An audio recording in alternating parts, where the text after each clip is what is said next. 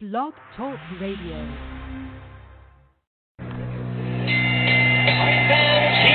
we go with the main event of the evening. Ladies and gentlemen in attendance, boxing fans joining us around the world. It's time for the bout you've all been waiting for. Finally, it is showtime. Here, man, we dedicate our life to this sport. We do thousands of sit-ups in camp. We run hundreds of miles, for the ones that take it serious. And we just dedicate ourselves fully to our craft, man. We watch tape. We have attitude. We rooting, and we go into that fight to land on the line.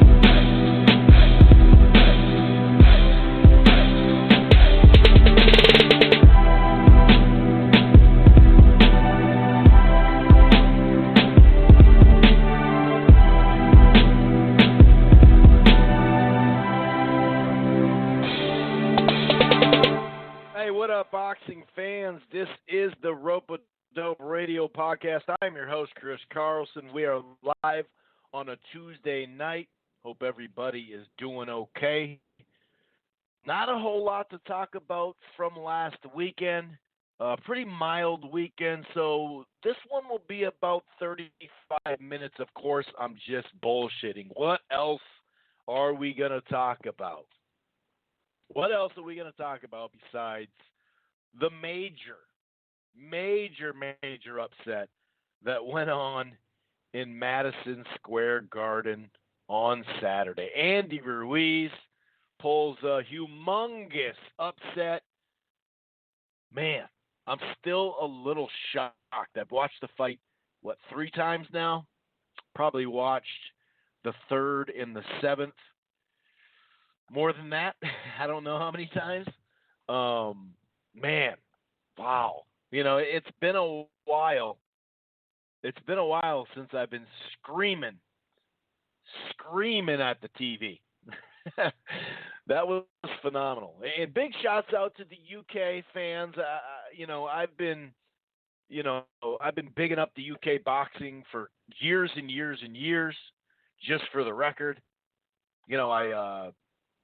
I've either met, personally talked to, a variety of different friendships or just online kind of back and forths and debating subjects and talking about a variety of stuff. So I've always, had a good handle on the UK fan base when it comes to boxing. I don't even know what I just said, a good handle on it. No, but I've been, active with them. And ever since YouTube, actually, even before I started doing podcasts on Blog Talk and whatnot. So when I say I was screaming at the TV, I mean now the last couple of years with this UK and US rivalry, you're obviously probably going to scream in this moment for your guy. And that's exactly what I was doing, fully admit that. So we're going to break all that down, right? I've heard a variety of people talking about it in the boxing forums, on Twitter, all over the place on social media. Of course, it hit the mainstream. It crossed over, twice in the last 2 weeks. Heavyweight boxing has crossed over. Now, sure, Anthony Joshua didn't want to cross over in America this way, but still it's out there, and if he were to win the rematch, maybe get another big win, people now know him. And of course, Andy Ruiz, people now know him as well. It's been great. It's been great. But I gotta admit, man, when Ruiz, I'll get into it. But I'm gonna break down, all the meaning around this fight. But first and foremost, I'm gonna talk about the fight. And I've only found one podcast that really detailed what was going on in the rounds, round by round. Other than that, people have just been, the rematch, all the plethora of rumors from getting knocked down to KO'd to a panic attack. One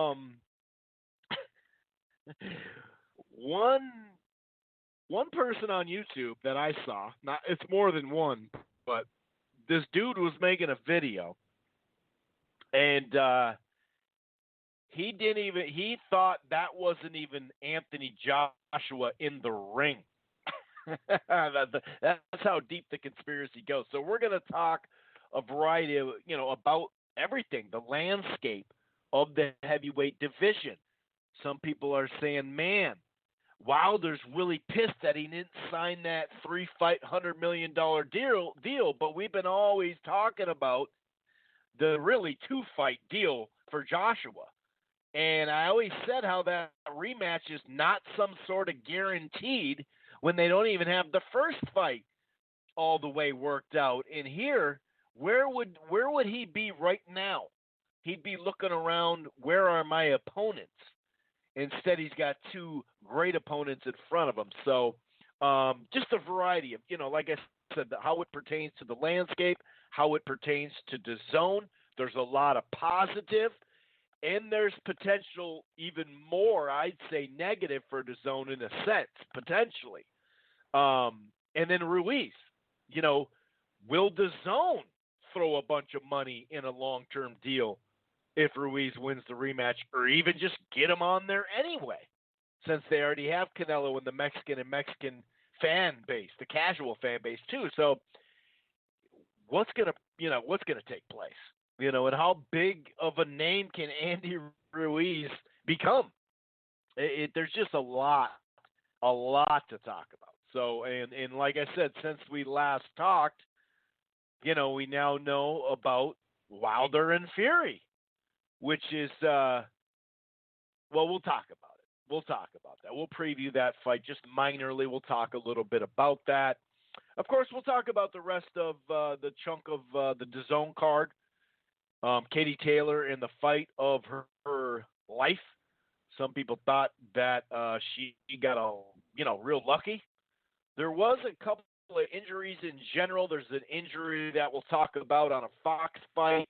That's a real bummer. It's going to push the fight back, unfortunately. And, we'll talk a little bit about the PBC on FS1. That was actually a pretty fun main event. Had a nice knockout. Well, two nice knockouts on the card as well. So we'll just kind of, clear up the whole weekend. Of course, we got to preview the weekend. It's a fairly light weekend. Gennady Golovkin, that's with an IY at the end, by the way. Gennadovich Golovkin, the rebrand, returns on DAZN against Rolls, the Canadian, the unbeaten Canadian. So we're going to talk about the rest of the schedule as well. And like I said, not a crazy weekend, but the way it's been going, who knows? You know what I mean? Who knows? Who knows what's going on? I mean, a handful of weeks ago, we had Julian Williams with the big upset. Obviously, we had a crazy upset over the weekend. The guest we had on last week, Herring, he had a nice upset. So it's been a hell of a run, man. And it's going to keep going to an extent. One of the fights late June getting taken away does hurt. But I'm really looking forward to the doubleheader on the World Boxing Super Series. And by the way, I believe, is it this week? Yeah, it's this week. Oscar Valdez against Sanchez. That's back too. I almost forgot about that. So we'll definitely preview that. So we'll start with recap. We'll be kind of going news, and then we'll take a look at the weekend. If this is your first time listening to the Rope-A-Dope Radio podcast, it streams live right here on blogtalkradio.com/Rope-A-Dope Radio. It streams live at archives. This is the home base, okay? The base of it, the foundation of this channel and podcast is boxing. We do mess around with football and basketball for those who even care about that, to hear that, okay? And, you can find it here, but you can also check it out on iTunes, Player FM. We got a lot of listens from TuneIn, Stitcher, Spreaker, all across the board. We're also part of the Grueling Truth Sports Podcast Network, which can be, subscribed on iTunes and everywhere else, including Spotify and iHeartRadio. In fact, for either one, the Rope-A-Dope Radio Podcast or the GruelingTruth.net, you can use your Siri or your Alexa through TuneIn or Spotify. Go right to it. Head on over to thegruelingtruth.net. That's thegruelingtruth.net, by the way. You can listen to the podcast right there. I do a weekly prediction blog as well for boxing. A lot of other stuff going on at Grueling Truth. Boxing, football, basketball, baseball, everything in between. And they got a brand new sponsor over there, BetDSI. That's betdsi.eu. If you use the promo code TGT, you can make your deposit and receive 50% sports or 50% casino betting, just so you know. And by the way, if you're thinking about cutting the cord, why don't you give DirecTV Now a free trial, 7-day free trial, no annual contract. You can stream it anywhere, your smart TV, your smartphone, your tablet. It has the cloud DVR. The plans start as low as $50 a month. If you get the Plus or Max, that's included with HBO. Okay, so straight up, you should try DirecTV Now. But there is a limited time offer that's very limited. Let's put it that way right now. If you 4-month prepay, DirecTV Now will throw in an Apple TV 4K 5th generation, regularly priced at $179. So $200 with Apple TV 4K 5th generation and 4 months of cable. You know what I'm saying? That's not a bad deal. Anyway, this freaking fight, man. This was so much fun to watch. I mean, the ebbs and flows, and as far as the crowd goes, clearly, it was a heavy UK crowd. And we gave him a little shit because Eddie Hearn was trying to flip it, saying only 7,000 of 7,000. He started at like 12 or 13, went to 10, then went to 7 or 8. He was trying to make it sound like more American fans are going to be there than Brits, and obviously you could tell by the noise in the building throughout the fight what was going on. If that was just a straight-up American crowd and the underdog was starting to kick off, even Golovkin or Wilder or whatever, the place would be going nuts regardless. Unless it was Canelo or something like that, someone that major, you know what I mean? But you could tell that it was heavy UK. There was some, the Mexican fan base represented as well. You could hear some of that as well. But it was pretty crazy because you hear a lot of like when the knockdowns happen, you hear the watching your guy fight. So when everybody's making those grunt noises or like, oh, dude, stop, just screaming something when your guy's getting hit, it makes a noise throughout the crowd, but then that goes away. And you could tell there was lulls. With such a big crowd, there was a lot of lulls, so that tells you that it was UK heavy. And by the way, before we get into this, like I said, I'm not trying to make this UK-US and that's it, okay? I've for anybody that listens to this podcast for years, we've been bigging up Eddie Hearn. We've been bigging up UK fan base, the actual fans, the fighters, just the whole thing you guys got going over there. We appreciate what you've done for the sport.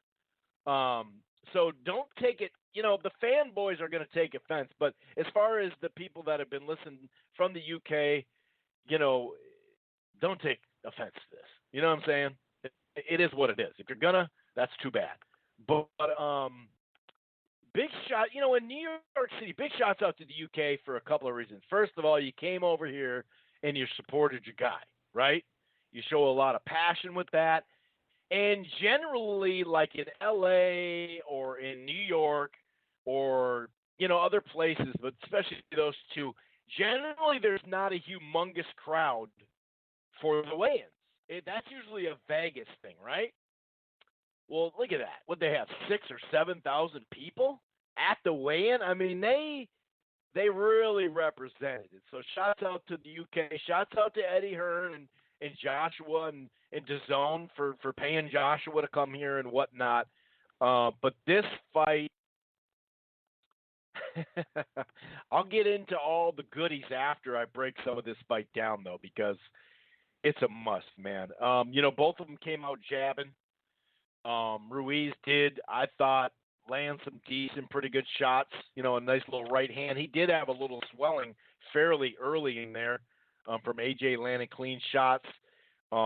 Ruiz, a couple of good shots especially a right hand. I think 2 or 3 nice right hands in the second round, and some nice left hooks as well.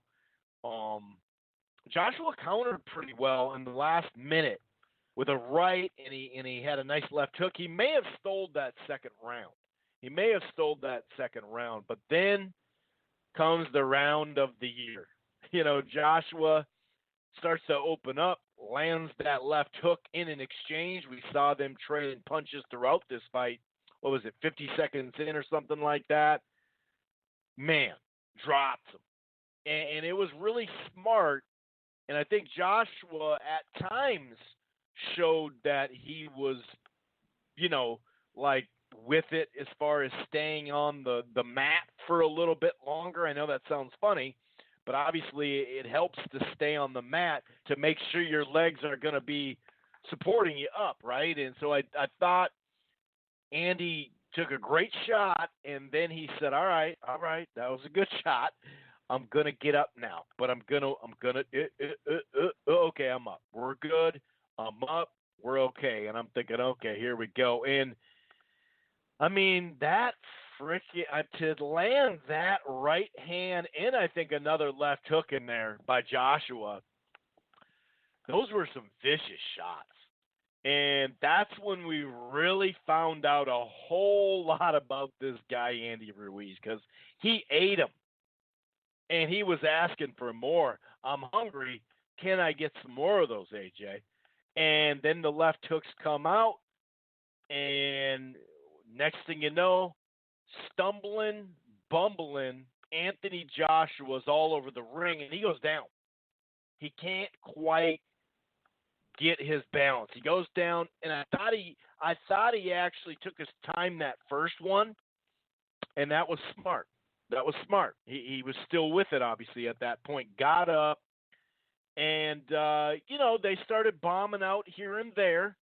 And and then there was, later in it, there was more, left hooks. More left hooks. And I think it was the left hook and then a few right hands that dropped them again in the very last part of the round. And this was where you could really tell that he was done.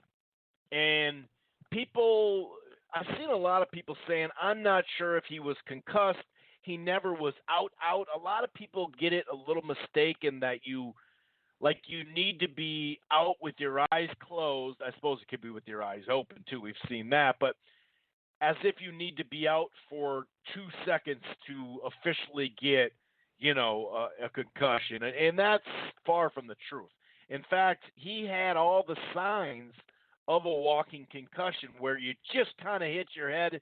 Like, let's say you hit your head on something and you didn't go out, but it's a lot more than just losing your wind. It's kind of just a flash, but you did have a concussion there. In fact, if you can relate it to, football, how once in a while, a lot of times it's a quarterback, but maybe it's a defensive player.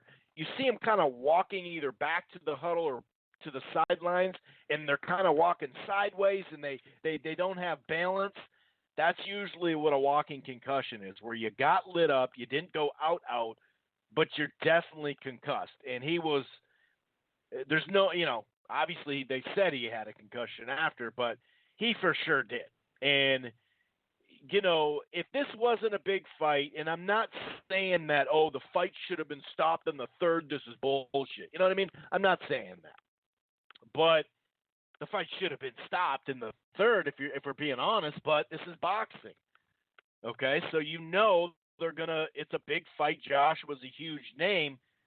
They're going to let it play out a little longer. But he got up, he put his gloves up and all that stuff, but then – when the ref said, come to me, he was too busy. I think he had one of his arms up still. I think it was left. And with his right, he's worried about his trunks. Not his trunks, but his guard. he's nowhere. He's just not in it. His mind is nowhere in it. So right then and there, we've seen fights been stopped way less right there. I mean, they could have stopped the fight. And in hindsight, I think they made the right decision because even though when he walked back to, and I'm not laughing because he has a concussion or something like that, but when he stumbled, it was like, dude, see, you can't even walk right. You know what I mean? And I was like, dude, this fight, he's got to jump on him, but he's got to be careful though, from Ruiz's side. And the fourth round, it was just basically survival mode. Let's see if we can survive this thing. I got to survive. We got to get through this. You know what I mean? That's basically what it was. It was just survival mode. And I respect that. I respect that. And he did a good job in the fourth. Ruiz was, landing his jab. He did get to the body. He didn't go all the way out for it. And some of that was because he even said this later, he didn't want to gas out. And you can tell by the end of that third round, he was definitely trying to find his wind, and he obviously found it, but it was pretty smart. A lot of times you say, dude, you gotta get him now, but he had knocked him down twice. Sure, he had been down too, so that kind of helps you on the scorecard a little bit, or helps Joshua on the scorecard a little bit. And by the way, Joshua was up on one of the scorecards, and Andy Ruiz was up by one on the other two heading into that last round. So obviously, two more knockdowns in that round. Let's say he somehow could have been a third. You never know. That's what I actually assumed it would have been. Yeah, I mean, the fourth round was really just survival. The fifth round, I actually gave it to him. It was a close round, but they were both jabbing, but I actually thought the better shots kind of early and midway through were AJ, and he was moving. And it seemed like in that round he had got his tank back a little bit. He doesn't really have reserve too much, as we've seen now.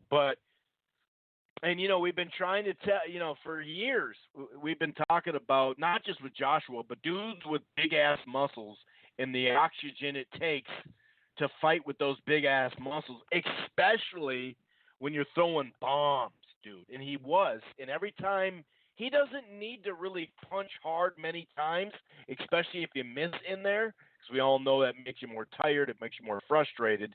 When you actually land a punch, sometimes that adrenaline rush can go through you a little bit more, or just a positive influence off of what you just did, positive reinforcement, right?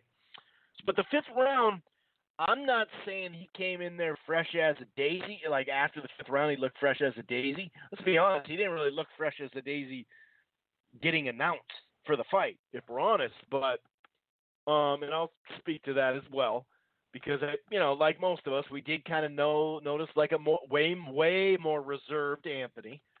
Did he have a migraine? I'm starting to think it was a migraine, dude. A migraine headache, I swear to God. Anyway, he wasn't 100% recouped, but if he would have just been able to do what he did in the fifth round for the rest of the fight, theoretically, I thought he was good enough to keep doing that. If he could have somehow done that without getting caught again, obviously, he could have maybe won the fight that way. I don't think he would have, but I'm saying, trying to judge how much he had recouped. No, he was not all the way back, but he won the round, I thought. Then the sixth round came around, and the jab to the body, the jab to the chest, several right hands and hooks and just bombs and crosses started finding their home near the end of that round. And it looked like he may have gotten buzzed. And obviously in the seventh round, a barrage of hooks, it just constant pressure knocked him down for the third time in the fight. Knocked him down again. And, when he came back, I think this is where I think he got up too quick. And he got right up that third knockdown in the first one in this knockdown or in this round, the seventh.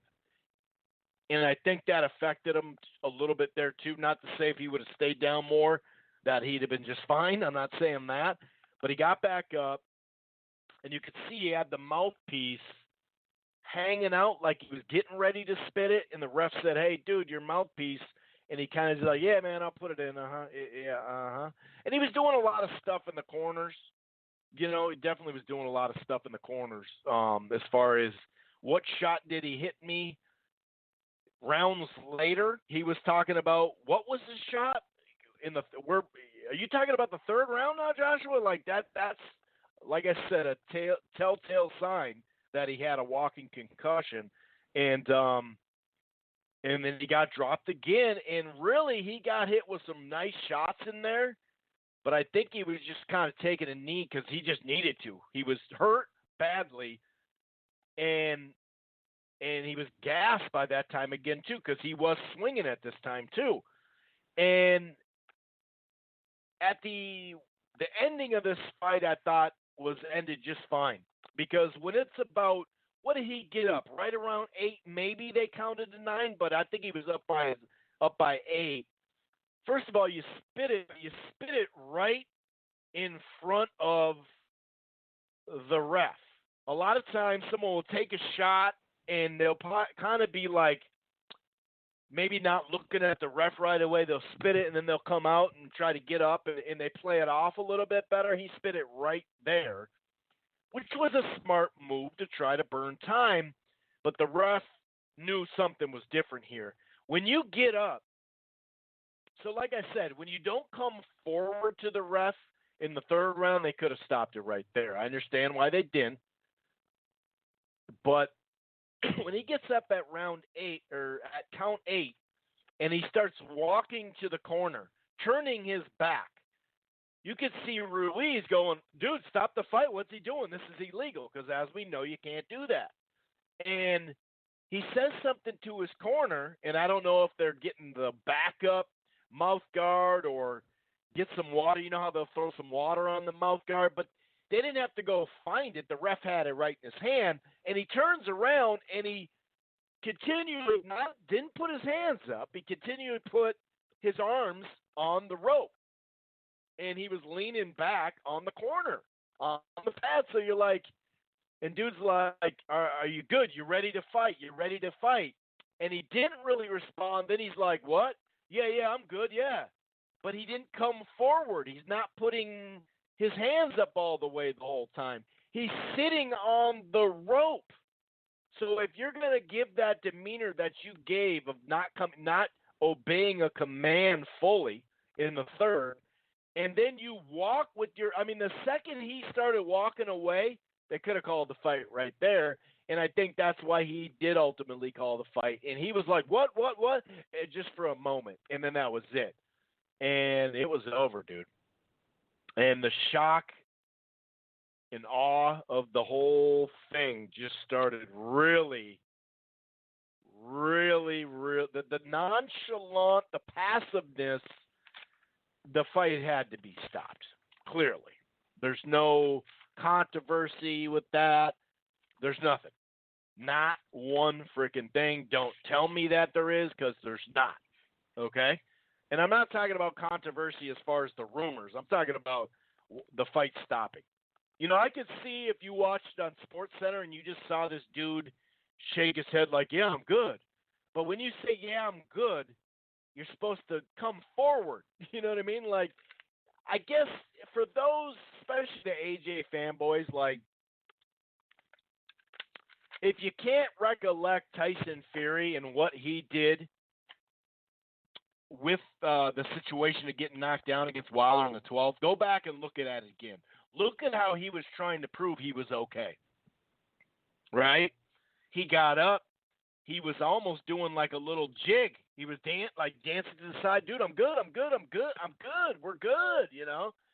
And they didn't even ask Joshua to go left or right on that last one. But remember, he had like his hand on him, Tyson Fury, on the ref, going, "Dude, I'm good. We're good. I'm good." You know, he's proving it, you know? And it was a wrap, dude. He was a wrap, and I have to admit, with saw this sentiment out there online, and Eddie Hearn said it himself, that he almost felt relieved that it was over.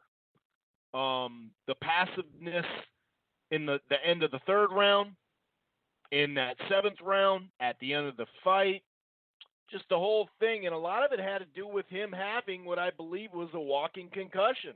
You know, he just said a lot of strange stuff in the corner. He was saying strange stuff like, so what's he going to do?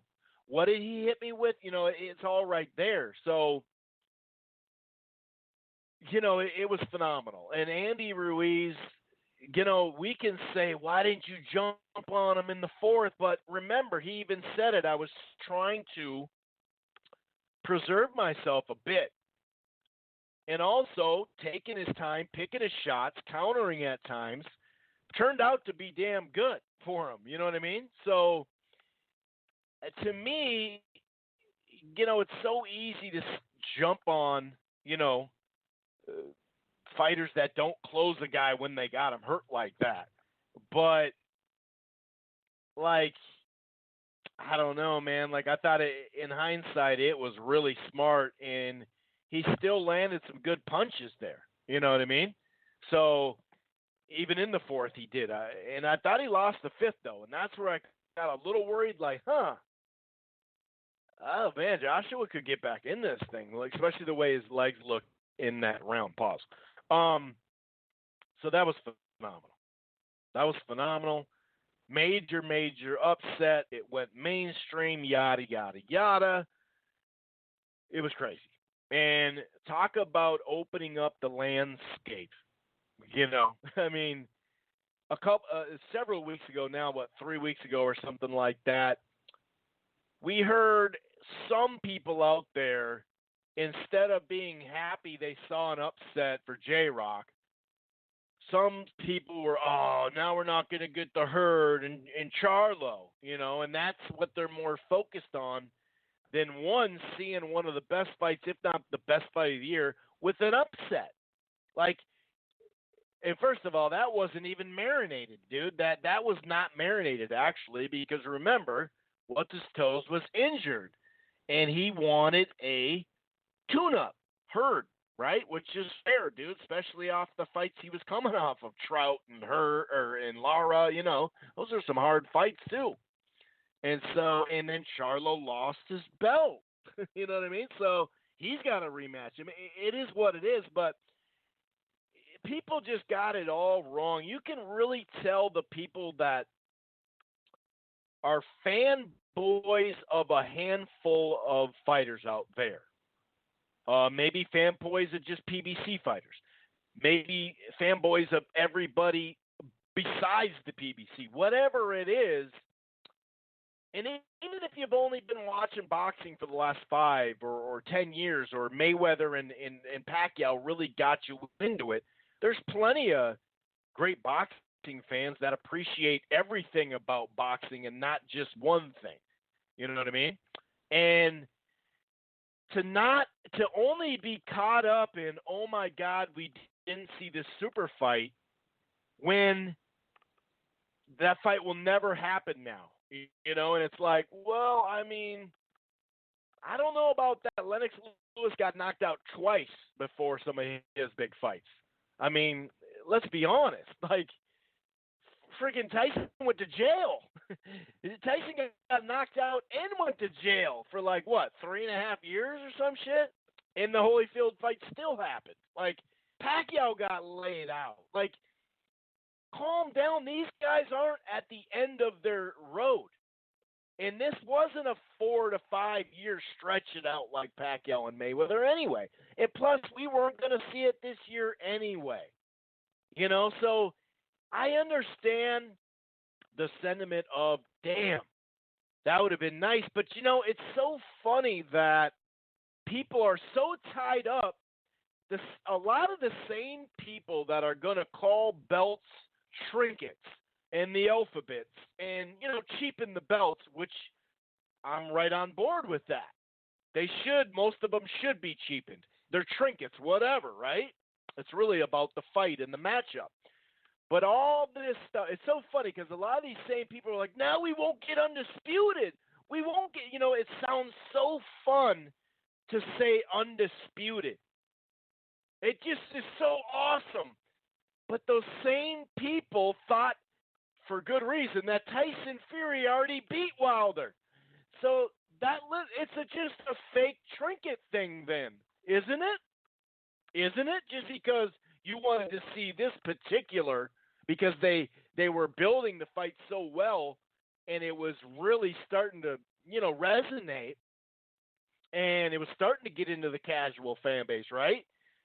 And now we don't get our undisputed. But the second that fight would be over, they'd be like, yeah, but that don't mean shit because you're going to fight Tyson Fury. Exactly, dude. So just calm down. Like, it does suck they didn't fight when they both had O's. I get it. But it doesn't mean they can't fight ever. I mean, Joshua could win the rematch. That could be a trilogy. By the end of next year, 2021, they could fight, and it'd be pretty damn big. So I'm not saying you can't be mad like, oh, that took it away. And, of course, the fighters are mad. Joshua and Wilder lost money on that. But when we go back to those $40 million apiece, so $80 million for those two fights, this is what I was trying to tell you guys. That second fight is not a guarantee. And I guarantee you, if it would have been Wilder that sparked him out, there's no way in hell they're going to go right back to the rematch in that moment. Not with a puncher like that. No way in hell. So then what's he do? Like right now, the offer was made, and clearly they both had fights because part of that offer was Brazil. The first fight, the first fight of the 3-fight deal was Brazil, right? So where would he be right now? You know where he wouldn't be? Getting $40 million for that fight. So he'd have to wait till next year, hopefully. But then again, wonder if, Heyman's side, the Ruiz side, said, hey, we want a rematch clause. So even if AJ beats him, maybe it's a trilogy. So now what is Wilder doing? Well, he can't cross-promote with ESPN. ESPN Plus and DAZN are in the exact same lane for competition. So he'd be chilling. I'm not saying he wouldn't make good money over there. Hell yeah, but he's making good money right now. So I always said that I hope this fall that Wilder would just go to DAZN and say, I want a one-fight deal. Give me that 40 or whatever it would have been by then. And then just take that and move on. I've said that numerous times. Okay? But to say he lost on $80 million when the second fight's not even guaranteed because they're not even figured it out yet. They don't even have Joshua signed long term. They're talking about they're going to get that deal. This is before the loss. They're going to get that deal long term at the end of the year signed. And so the whole thing is that Joshua lost $50 million minimum. Wilder lost $40 million minimum. Okay, that's really, they both lost a huge payday, but that payday is still around. And last I checked, DAZN still has money. So for get mad at it, but then think about what you just saw too. Like appreciate what you just saw too. Isn't that cool too? Like I can understand being mad at losing money or not seeing the fight we want to see with Wild. But then it's so funny because then people are still like, oh, we didn't get to see that fight. Yeah, but we do have some good fights now, don't we? That the landscape is wide open. We have a Mexican fan base that's going to get behind Ruiz now. Even if he loses the rematch, they're going to. And like I said, there might be a trilogy there. So you get caught up in certain things, and it's just so damn funny that that's all you can come out of this weekend with. Like, now we have another player. Isn't that cool?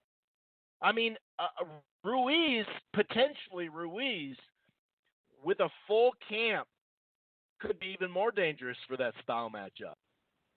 Now, Joshua could just play it safe, and maybe he could just win, by outpointing them. Even if it's 6-6, he's probably going to win the fight, right? So I don't know. It's so funny what people get caught up into, and they call this unification or unify. It'd be undisputed.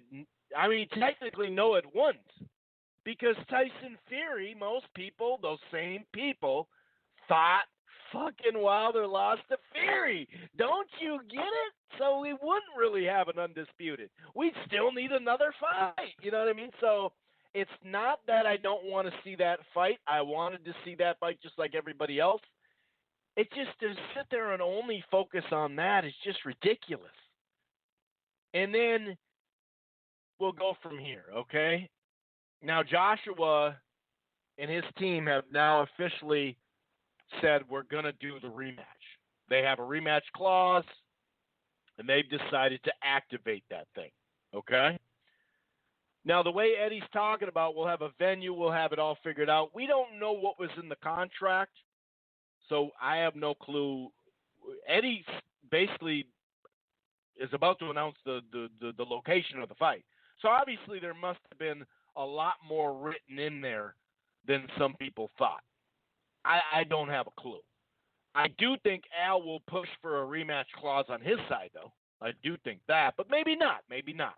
And like I said, we just don't know how much was in that in the language, of that contract. It's really tough to tell.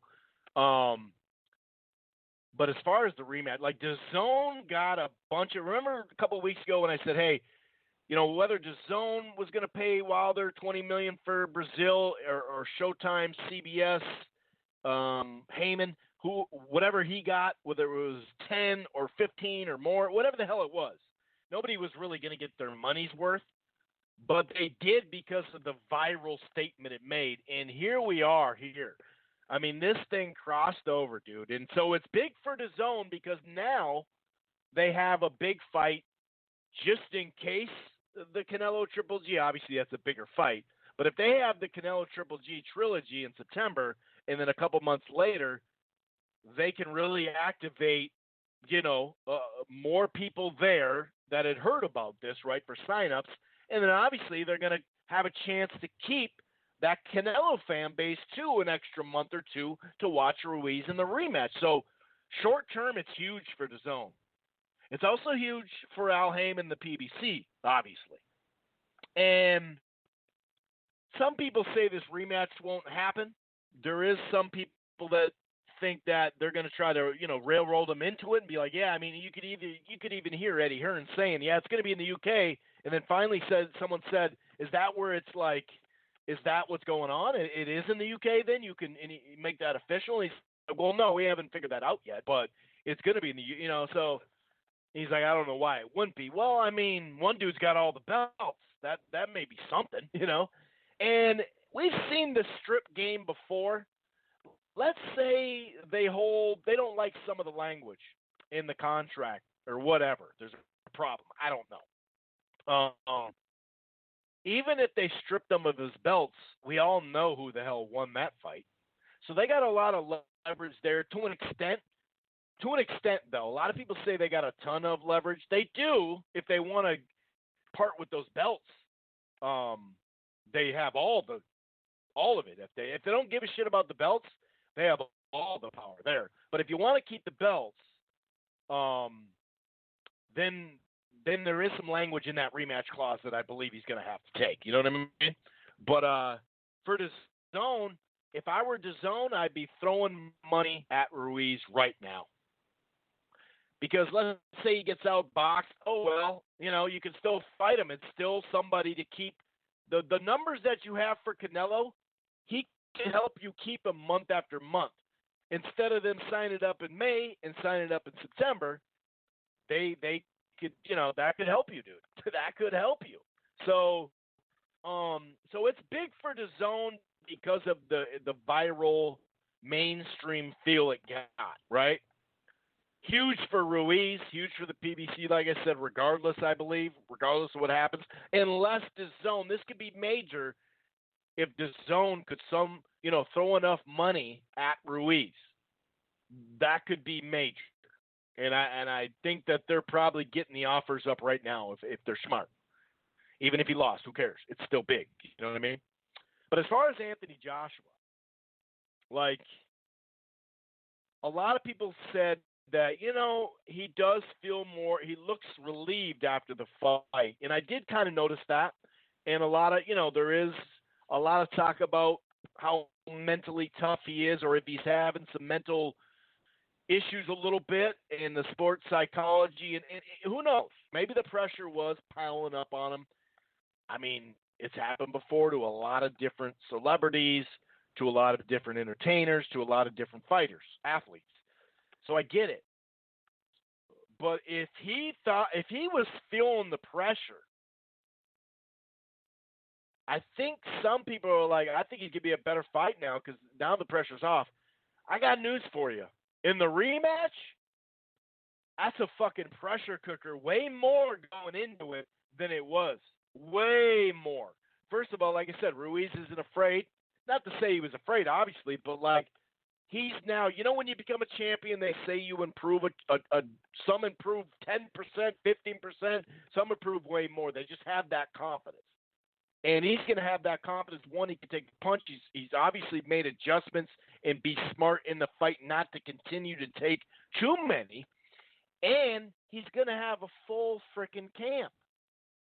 So he's going to be in good condition, man. So I'd say that's a whole lot of pressure because if he loses this fight right here, I doubt DAZN would sign him to some sort of long-term contract, especially if he's getting beat around the ring again, right? And you can just assume that he would go on a long break after that. Otherwise, I'm not saying he's retired for sure, but I think he'd go on a break. He'd need to just if he got beat up like that, again, I'm saying. So it's huge, but it's also very risky, dude. Like this is crazy, dude. This is crazy. And to think that, and like I said, where would Wilder be right now if he had signed with DAZN? Right now, where would he be? You tell me.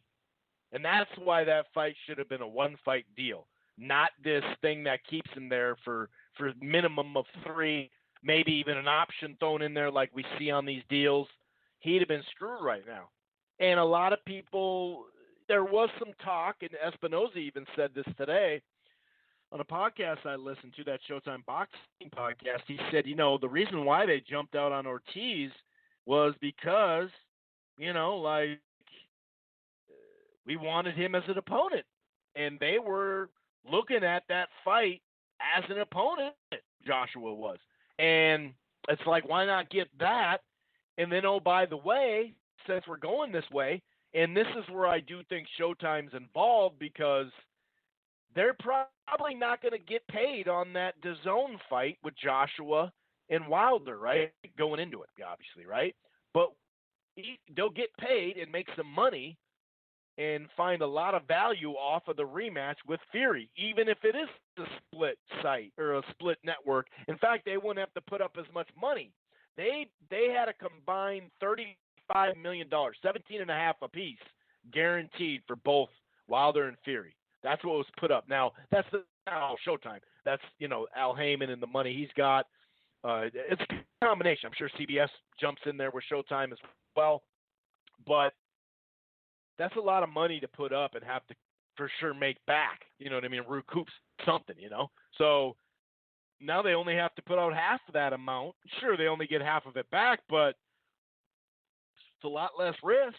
And how crazy is it that, and we were talking about smoking people out, waiting people out, the competition is heavy, especially with the amount of money they're throwing around at DAZN. I mean, like, now signing with this Fury fight is huge because it gives fans some hope about Spence and Crawford because you have Bob and Heyman, but you also, once again, when the fight's ready to sell on pay-per-view and do good-ass numbers to make it really worth it, so everybody makes money on the fight, networks included, and you get a lot of eyeballs on it, they're ready to do a split network. So DAZN is great for a lot of reasons. Us hardcore boxing fans, we already signed up for it way early. We're getting our money's worth. I believe so, 100%. But it's also going to put pressure on both and other entities to one, try to produce their best fights in-house, which we'll find out over the next couple of years, right? And to cross once in a while. And so that's also was in the back of my head, like, oh, no, we're not going to get this. Okay, we're not going to get that. But, for all the people the last chunk of time that were dogging out Wilder, you have to give him credit. I mean, his two hardest fights, he fought back-to-back in 2018. And what's he do? He lines up Luis Ortiz in this fall, and then he lines up after NFL is over sometime in the spring, early spring from what, they're saying, he's going to fight Fury again. I mean, I think you got to give him a little credit. So, and like I said, just like I said last week, let's see. Now, his side was saying that Ortiz and Fury was going to be next, and then we can talk about Joshua, but that's going to be way down the line, obviously, because we're talking about spring 2020 for the Fury fight. So he was talking about it, and I was saying last week, if this happens, this would be crazy. So I don't know, dude. Like, maybe I'm just a glass half full. Maybe you're just a glass half empty. But yes, we didn't get to see Joshua and Wilder, but we knew the last month or so we weren't going to see that this year. So is it a shocker to you? But you know what we're going to see? We're going to see a really intriguing match with Ruiz and frickin' Joshua. We're going to see what could be very intriguing with Ortiz and Wilder and whatever Tyson fights. I'm not really sure what they're going to do there. And then if he can get by that, then they're going to go into that fight. So that heavyweight division, it just added a player, man. That's all it did. Win, lose, or draw his next fight. I got news for you. Andy Ruiz is a player. So great for DAZN, short term anyway. We're going to find out if it actually does help them long term. Obviously, they either need Joshua to win clean, the rematch, or they need to sign Ruiz, throw some money at his ass, and see if he wins or after they have it all lined up, whatever the case may be. But, just a fun fight, dude. A lot of emotion, a lot of screaming at the TV. It was phenomenal, dude. And it really, that landscape just opened up more. To me, this is more interesting. Just like everybody wanted the 154 stuff to get figured out. Well, this is part of figuring it out, dude. I listed, 8 to 10 guys at 54 now that you got to at least go, well, dude, he's pretty good. You know what I mean? So I don't know, man. I'm overjoyed. I'm overjoyed. And if Wilder loses to Ortiz, I'm not going to blink an eye. I mean, I'll blink an eye when I'm watching it like, oh, shit, and all that. But, okay, well, we got it. Everybody thought he was old and washed up. Guess not. You know what I mean? So it is what it is. Instead of being a fanboy or fan gal, try to just become more of a fan of the sport, or at least just try. You know what? I'm just going to stop there because I've tried that before. That's just how it goes. And that's okay. But anyway, dude, that was fun. That was freaking fun. I had a great time watching it. And hey, I've been there. The UK fans that are straight up and they're just, sad that their guy lost. Hey, man, we've all been there as boxing fans. We get it, man. It does suck. But in the long run, you can't say that he's all the way gone, Not just yet. You can't do that. You got to give him, the benefit of the doubt. And what, we always hear this stuff about, well, I mean, one loss, what's one loss? Until someone takes a fucking loss.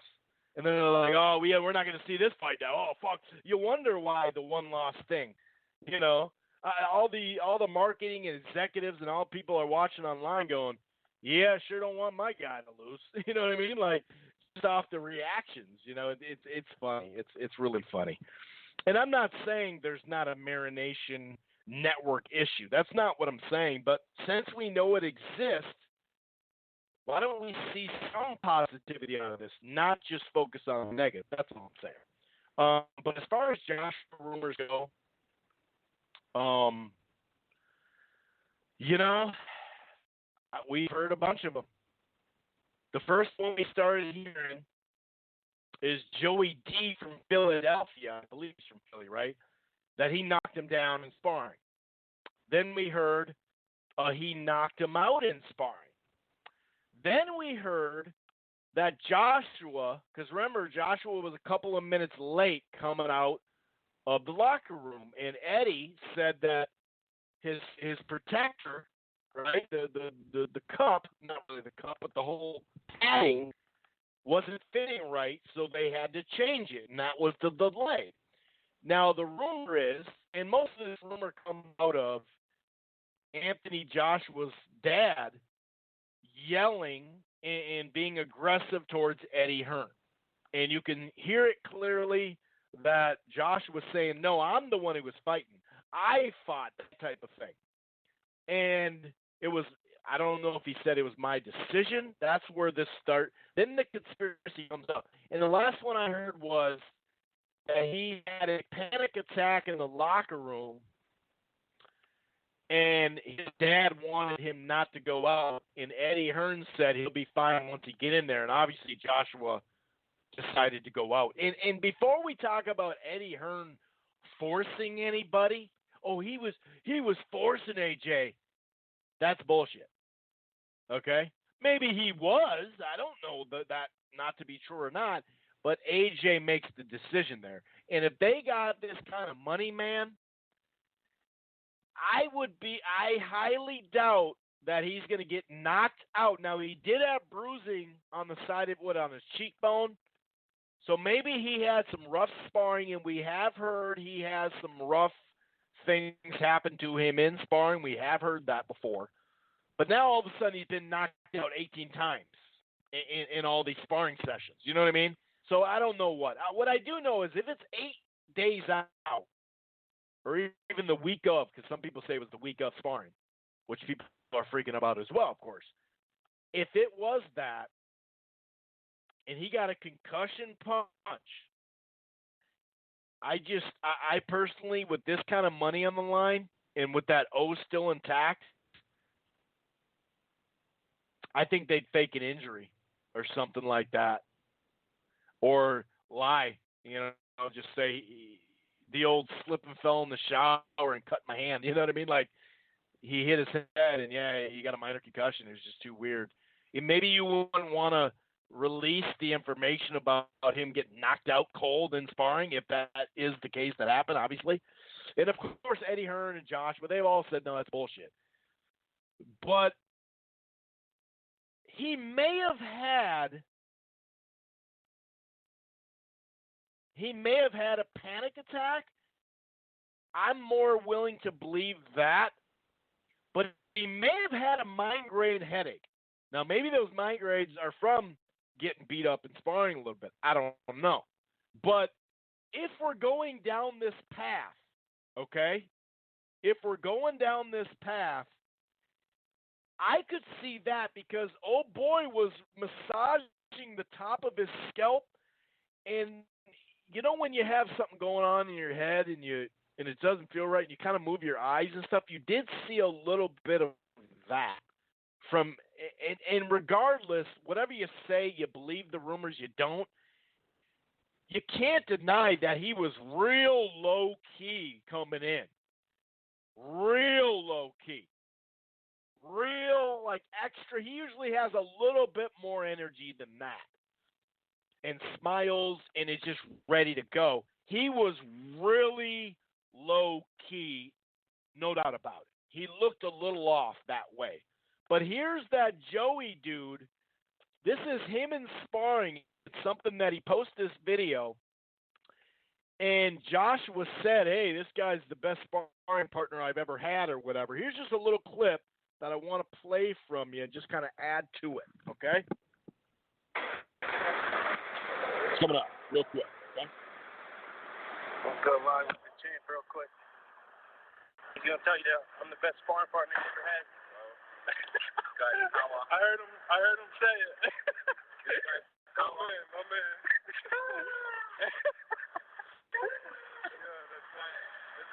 Joey the Tank. Joey the Tank.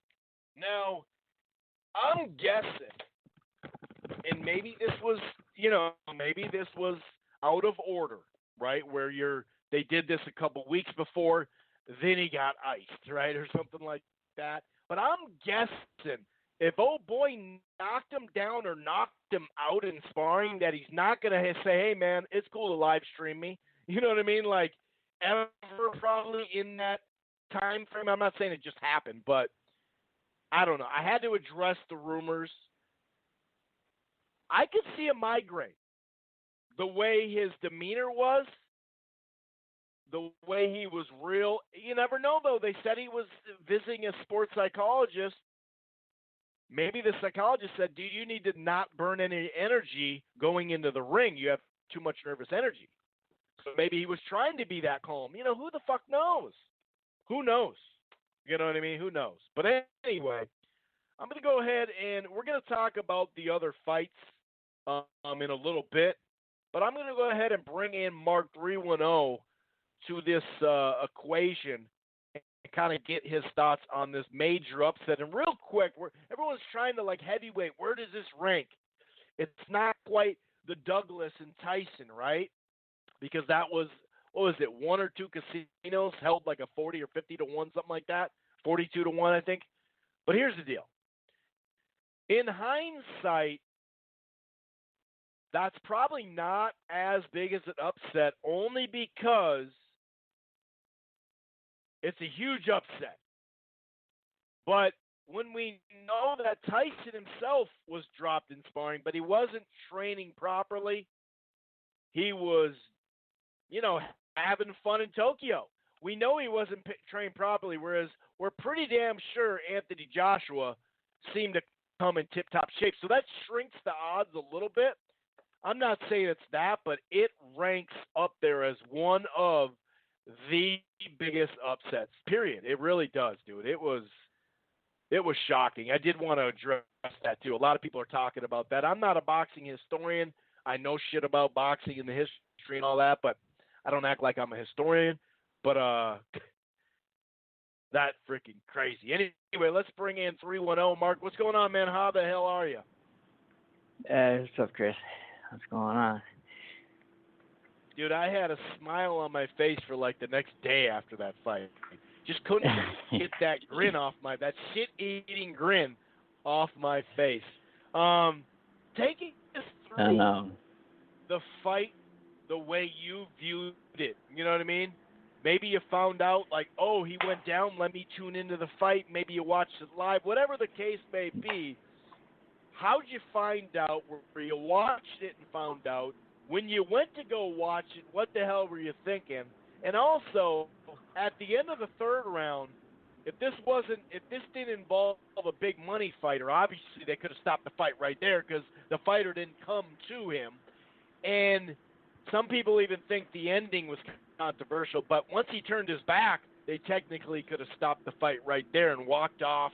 Like, I'm going to go over here for a walk real quick and sit on this picnic bench real quick. Just kind of lounge until you tell me to start fighting again. You know what I mean? Like, what the fuck was that? You know, but that shows he had that look the in walking his eye. concussion. He was like, he had that drunk kind of, he was woozy, and you know what I mean? He had that look in his eye. You know. Definitely. But I was lucky enough to, I caught it like, I turned on the zone right after the entrances, like right after they even announced, then I just caught it live, right in time. It was perfect. Wasn't expecting that, obviously, but it was, I don't know, it was a couple things. In the beginning, when I first saw it, it was like, it's kind of like because afterwards, everyone's talking about like heavyweight boxing. Like, this is heavyweight boxing. This is heavyweight boxing. It's like, so what the fuck does that mean? So basically means that everybody's a fucking bum. Like, like right. all my initial. Yeah, he didn't get iced with one punch. This was not a one-punch Lennox Lewis knockout. Yeah, like why is it only with the heavyweight division? I don't get it. So I mean, it's just because no one is really all that good. I think that's what they're fucking talking about. You know what I mean? Like, it's you hear all that shit after the fight and everything like that, and when you're watching it, especially as I'm watching it, and I'm like, all right, third round comes around, right? All this shit about everyone saying that Joshua didn't look the same. I don't know what your thoughts were on this, but I watched the fight a few times. It was a good fight. Awesome. So exciting. I watched it a few times, and I really don't. Yeah, first time around, I felt like he was like a little bit jittery, but no, but he really fought the same way that he always fights. His slowly fighting circling style, around his opponents. I more noticed the demeanor when he was getting announced in the fight, but fighting style. Plus, in the fifth round, I gave him the fifth round, so he had almost recouped at that time. So I agree, he didn't. He wasn't fighting way different. Yeah, no. He wasn't at all. He was doing that same thing. If you look at the Povetkin fight, he throws a jab to the stomach, sort of just measures the dude, waits, and then he tries to land something big. That's what he does. That's what he just does. And then he did the same thing every fucking fight. People are just saying that he was on the back foot more just because Andy Ruiz was sort of, because Andy Ruiz was stepping towards him. But that's because that was Andy Ruiz. It's not like there was any difference with Joshua or anything like that. I think because people are just like in such shock, and when you look at that third round, it's like, especially for me, because I see it and it's like, it was a nice left hook. Kind of surprised me a little bit because I always kind of look at Anthony Joshua like, a created, built fighter, just like whatever. Like, I don't really pay attention to, like, I watch his fights and stuff, but I don't really, like, admire anything that he does or anything like that. I see the power. I do like how he gets people out of there, how he finishes people, or at least how he finished Povetkin. That was cool. But, like, I mean, like, that's, like, whatever. But his, that left, he lands a left hook, and then it was, like, the way that he came in so gun-ho was so uncharacteristic of him. I mean, I don't assume that this guy is really that dumb. I don't think that his ring IQ is that low to just rush towards Andy Ruiz, a guy who he knows is a good fighter on the inside. That's the reason why he was staying away from him on the inside. So why just rush towards him like that? That was weird, And then the fact that he just basically just gets grazed on the side of the fucking head, and then he just like, cripples down to his fucking knees, and it's like, wow, man, your chin is that bad? That was like initial, like, it was just kind of like, that's what was unbelievable about it, because I guess because, temple shots, they're not as dramatic, you know what I mean? It just looks like bullshit, so you don't really know, but. Yeah. Right. And that's where the heavyweight division does come in, because if you get it on the temple, or behind the ear, a couple of those hit behind the ear too, then the extra weight you have, that makes a difference at heavyweight. I'd say that. Or from just not really being a real athlete and just being like not a real. I mean, it's just not. Yeah, really like being a dude who's 6'6" and can't dunk. Is that what you're talking about? yeah. Or like a guy who's looks like Anthony Joshua but can't even fucking go through 3 rounds without being gassed. Like what the fuck. It just basically in the beginning, my whole thought process was I laughed. Like I thought it was hilarious. So I was like, ha ha ha, this is like, fucking, they exposed them. This is like hilarious. This is what I've been saying about the heavyweight division the whole time. This is bullshit. And like, because when you do look at it, you can look at a lot of Anthony Joshua's fights, and it's like, like the Klitschko fight was a little suspicious. I never really mentioned, or maybe I did before, but the fact that Klitschko fought so different against him, like came forward out of nowhere. So, what happened to the boring Klitschko? Like controlling people with his jab. Like what the hell happened to that guy? All of a sudden he's gone. All of a sudden now it's a great, exciting fight. He comes forward. I was like, come on, I'm not that stupid to fight. You know what I mean? I know what you guys did. You paid him. You told him, hey, look, you'll get the fight, but you gotta make it exciting. You gotta fucking like make something out of this fight. It's either that or he took a dive. So that's the whole thing. But what I'm getting to is all that stuff, like whatever. And this is a lot of stuff that a lot of people are fucking saying here. A lot of people are saying, okay, yeah, he's a fraud, all this, that, and whatever. Okay. People could say that and whatever. It is warranted if you want to say that. But when I took a second look at it, it's like I forgot what the over-under was. Okay? And then, like, when you do the math and you look at everything and you look at the way that Joshua was fighting, I mean, it's so obvious what happened. I mean, it's either that, like, it's not either anything. It's the fact that he either had money on himself for the fight to not go to the over-under, not to go to the over, or it was some mafioso shit, like he wasn't allowed to let it go to the over. You know what I mean? It's either one or the other, because this fucking guy comes out guns blazing in the 7th, like make one last stand all of a sudden. 30 seconds into the 7th round, all of a sudden he comes towards Andy Ruiz again, opens up again, and just goes for it one more time right before the over-under's about to hit. Like, that's what's shady about it. And I've been talking about these UK fighters and this shady shit that's been happening. I mean, we see this shit happen. I see it a lot in top-ranked fights, more so than other fights. But these UK fights and fighters, I don't know what the fuck's going on out there, but if you pay attention to these over-unders, this shit's happening all the time. And anyone listening to this shit right now, it's like, dude, I said last week, and it's not like there are different over-unders around the world. The over-under was 6.5. Okay? The fight was stopped fucking with 3 seconds left until the over-under was about to fucking hit. I'm not saying that the fight was fake, but I'm saying that, hey, if you have money on, if he was banking on himself to knock out fucking Andy Ruiz, before the over-under, what the fuck? And then he realized that he couldn't do it. He got hurt. He's like, oh, fuck. I just got to go for it because I'm about to lose all this fucking money, or I'm not allowed to fucking let it go that far. And that's what kind of, changed my whole perspective on it. In the beginning, I didn't even think that he was going to take the fucking rematch. I was like, oh, no, he takes the rematch. He's going to lose. There's no way Anthony Joshua could beat him. Like, fucking Andy Ruiz has his number. It's not true.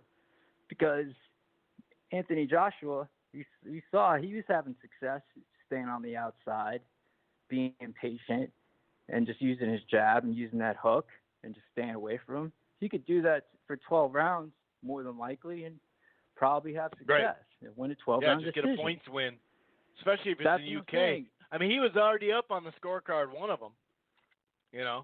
Well, he was already up on one of them. Expect that. You got to expect that, obviously. I mean, someone's going to be bought and paid for. But that's the thing is that, when you do the math, logically, if you just think about it, it's like, why wouldn't he just, especially for that hurt, why would you open up like that in the 7th round? And all of a sudden you're gassed in the 6th round. What were you gassed from in the 6th round? You recovered in the 5th round. We saw you recover. Then all of a sudden you're gassed again.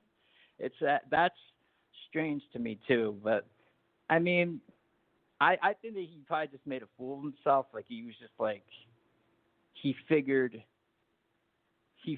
that he was going to be able to do it. He's going to be able to get the fucking guy out of there. Then when he realized he couldn't, he was like, oh, shit, I can't let it go to the over-under because I don't believe in coincidences. Like, it's not when it keeps on happening over and over and over again. It's bullshit, But I just and no one ever talks about this shit. That's the reason why I like to mention it, because it's like, it's almost like these fans, they want it to be fake. It's almost like they want this shit to be a whole big like WWE thing. Like they want it to be like they want it to be fucking fake. It's like, dude, pay attention to this shit, because there's a lot of weird shit going on. But it's not to say it was fake. I just think that you're just trying to make sure, like, he couldn't let the fight. It was clear that he couldn't let the fight go past the over under. That was clear. But what you were mentioning earlier about all this, everyone's saying, like, everyone's tripping out about the fight, like, you know, like not happening, him and Wilder. It's kind of like, it's just boxing fans, dude. Like, the fight was never gonna fucking happen anyway. You know what I mean? It was gonna take a long time. It was going to take a while. And we knew that for like the last month already anyway. So, you know what I mean? It's kind of like, you know, complain about it, but then look at what we got. You know what I mean? Like, if you're into it, then isn't Ruiz and you know, Joshua like an interesting rematch for you at heavyweight? Isn't Luis Ortiz and freaking Wilder a good fight? Isn't that good fight? Fuck yeah. We want to see the best face the best, right? Yeah, and there's another dude in the mix now, so like, you know, there's more interesting fights that can be made, but the fighters literally just told all the fans that they're not fighting each other. I don't understand. They just said that they're not fighting each other for at least another year or two. And on top of that, like, they would have, like, for the money to be up to the point where they want it to be, it's going to take a fucking long time, if ever. Like, you know, like, so they're going to still fight, and it's still going to be the same size, just like every other big fight that ever happened. Like, it's still probably going to be bigger. It's probably going to actually go more mainstream now. You know what I mean? Like, that's what's funny about it. People don't realize it, but yeah. What do you think is going to happen in the rematch then? You think that Joshua's just going to stay on the outside and try to get that points win? Obviously. I mean, it's not like, do you really think that he's that stupid? I mean, really? I mean, do you really think he's that dumb, like has that low of a ring IQ to just be like, oh, fuck it, let me just trade with this guy on the inside? He was having success on the outside. It was obvious.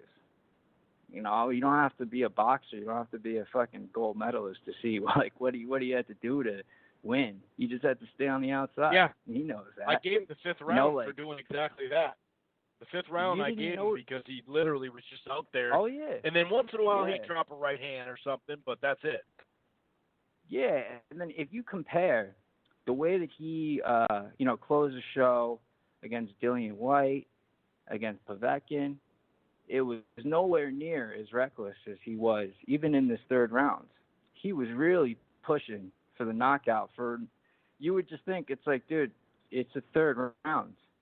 You got him with a good shot. Why are you opening yourself up and just, like, you know, like right in front of him? Like, you know what I mean? Like, it was just kind of like he was really pushing for that knockout, especially when you look at the Povetkin fight, because Povetkin has a similar, you know, he has that left hook.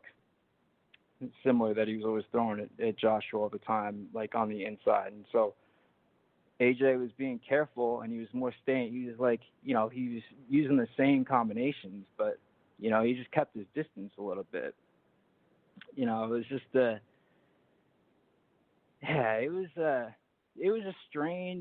was a weird fight. Like, all this stuff about him, you know, people saying that he got knocked out, and yeah, what are your thoughts on this? I mean, golly, we've heard if it really happens, then we wouldn't be hearing about it. The fact that, you know, it's almost like they put it out there just to, like, sort of, like, stop all the confusion. Like, you know, like, people are, like, so surprised by the whole thing that they're like, you know, if we put this out there, then people understand that his head wasn't right, and blah, blah, blah, and his dad was pissed off in the ring, and the whole Eddie Hearn thing. It's like, I think it's complete bullshit. You know, I just, even if it was true, I go with what you said. I think you hit it right on the head. You'd fake an injury. You'd fake something. You'd lie. You'd do something. You know, you You can get the hell out of there. Yeah. You know? Yeah, you're not gonna risk all that. Like, Nah. you know what I mean? Why would it's you? Just, don't you think it's funny though how Max Kellerman and these people, like, they're so trying to hold on to this apparent new golden era that we're in. He's like, oh, now it's wide open. It's wide open. Like, there's even more guys that are even better. It's like, no. Wide open meaning everyone fucking sucks. Okay, there's Tyson Fury. You got a couple talented guys, and that's it. Everyone else is, it's just for it's entertainment purposes. Right. It's more interesting than it was for about a decade, basically. Yeah, there's at least something going on. Like, at least, like, something. Right. Like, that's the only thing. And the fact that there are, like, knockouts, like, either way, it's kind of like whatever. You know, like, it's, I don't know. I mean, it was, like you said, it was an awesome fight, though. I mean, I watched it probably 5 or 6 times already, dude. Yeah, dude. And it was even, like, fun. yeah, a couple, and, dude, casual... Ruiz he can eat a punch, dude. Ruiz took some shots and was like, all right, dude, I'm hungry. Keep feeding me those shots. Let's exchange then, you know? The fact that he was unfazed by it, and the fact that the punch that landed on him was like such a flush, like perfect shot, like boom, like he put right everything there into at it. the perfect spot. Yeah, and it looked like it was like a devastating punch, and the fact that he was able to get up from that and like he'd be like he had the same energy, if not more than before. He was like even better than before he got knocked down. It's like the whole story of the whole thing is great, especially, you know, for him being Mexican and the whole, like, you know what I mean, him being the first Mexican. I mean, because if you look at it, the whole, you mentioned history of boxing, it's like what a Mexican fighter is known for. The first Mexican fighter that becomes a heavyweight champion, look how he wins it. That's fucking awesome.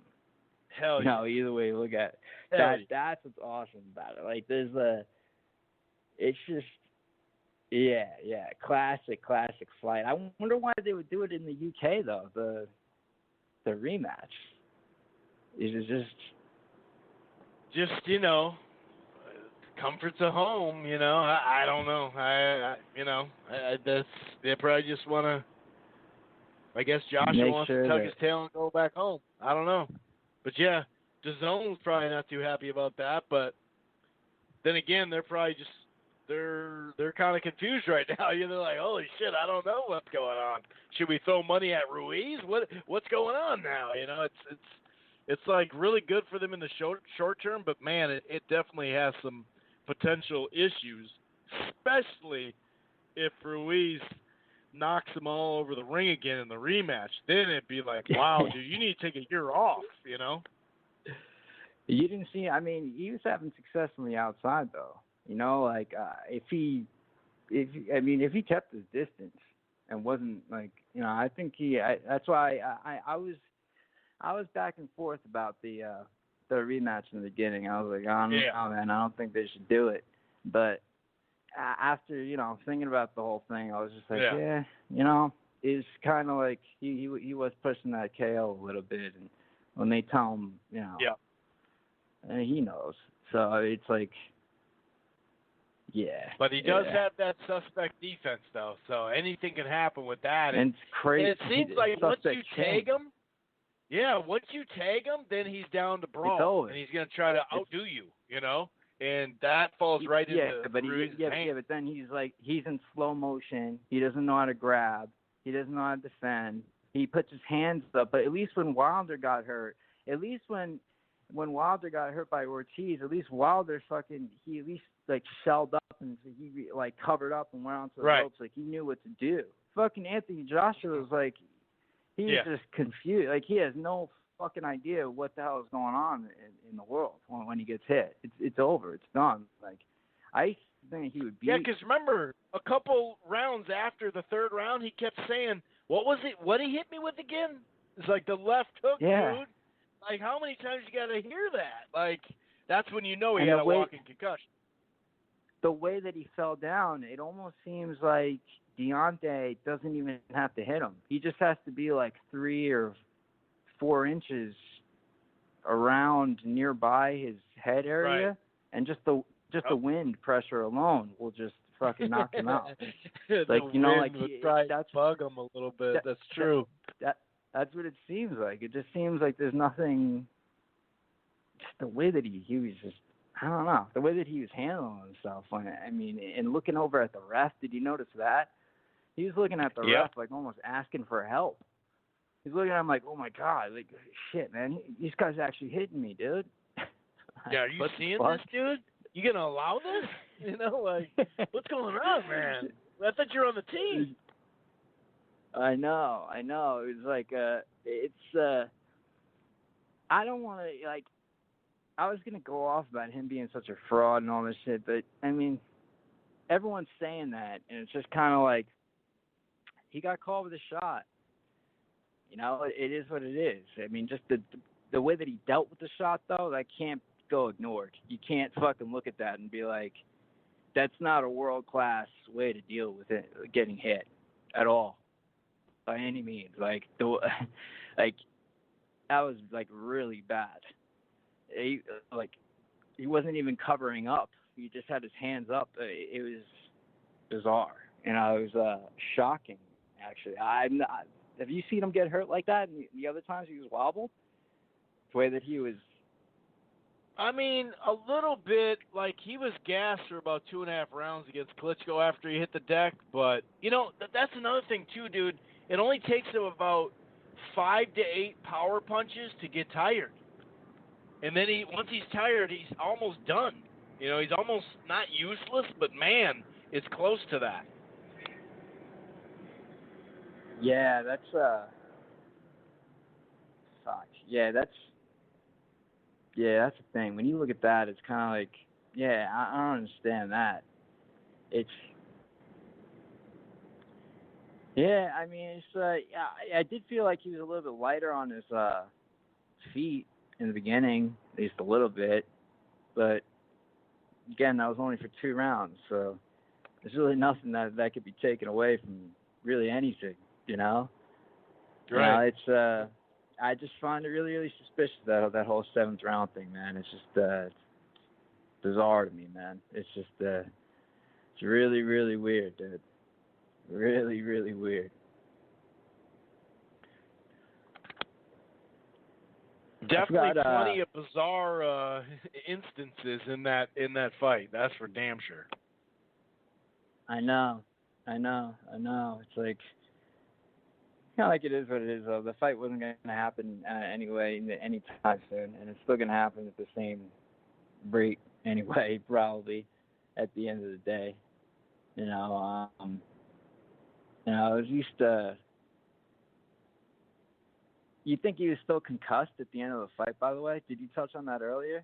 I don't know if I heard you talk about, like, the way that he was talking. So. I think he had that walking concussion thing where you have it just a split second. He wasn't out for a lot of the time. Yeah, I mean, once you have it, I think he just I do, because he was kind of trying to, like, when he asked him about the rematch, he goes 100%, haha, and he did his little chuckle, I'm cool laugh, and then at the presser he was like, you know, just line them up. The list is still there. I want to fight them all.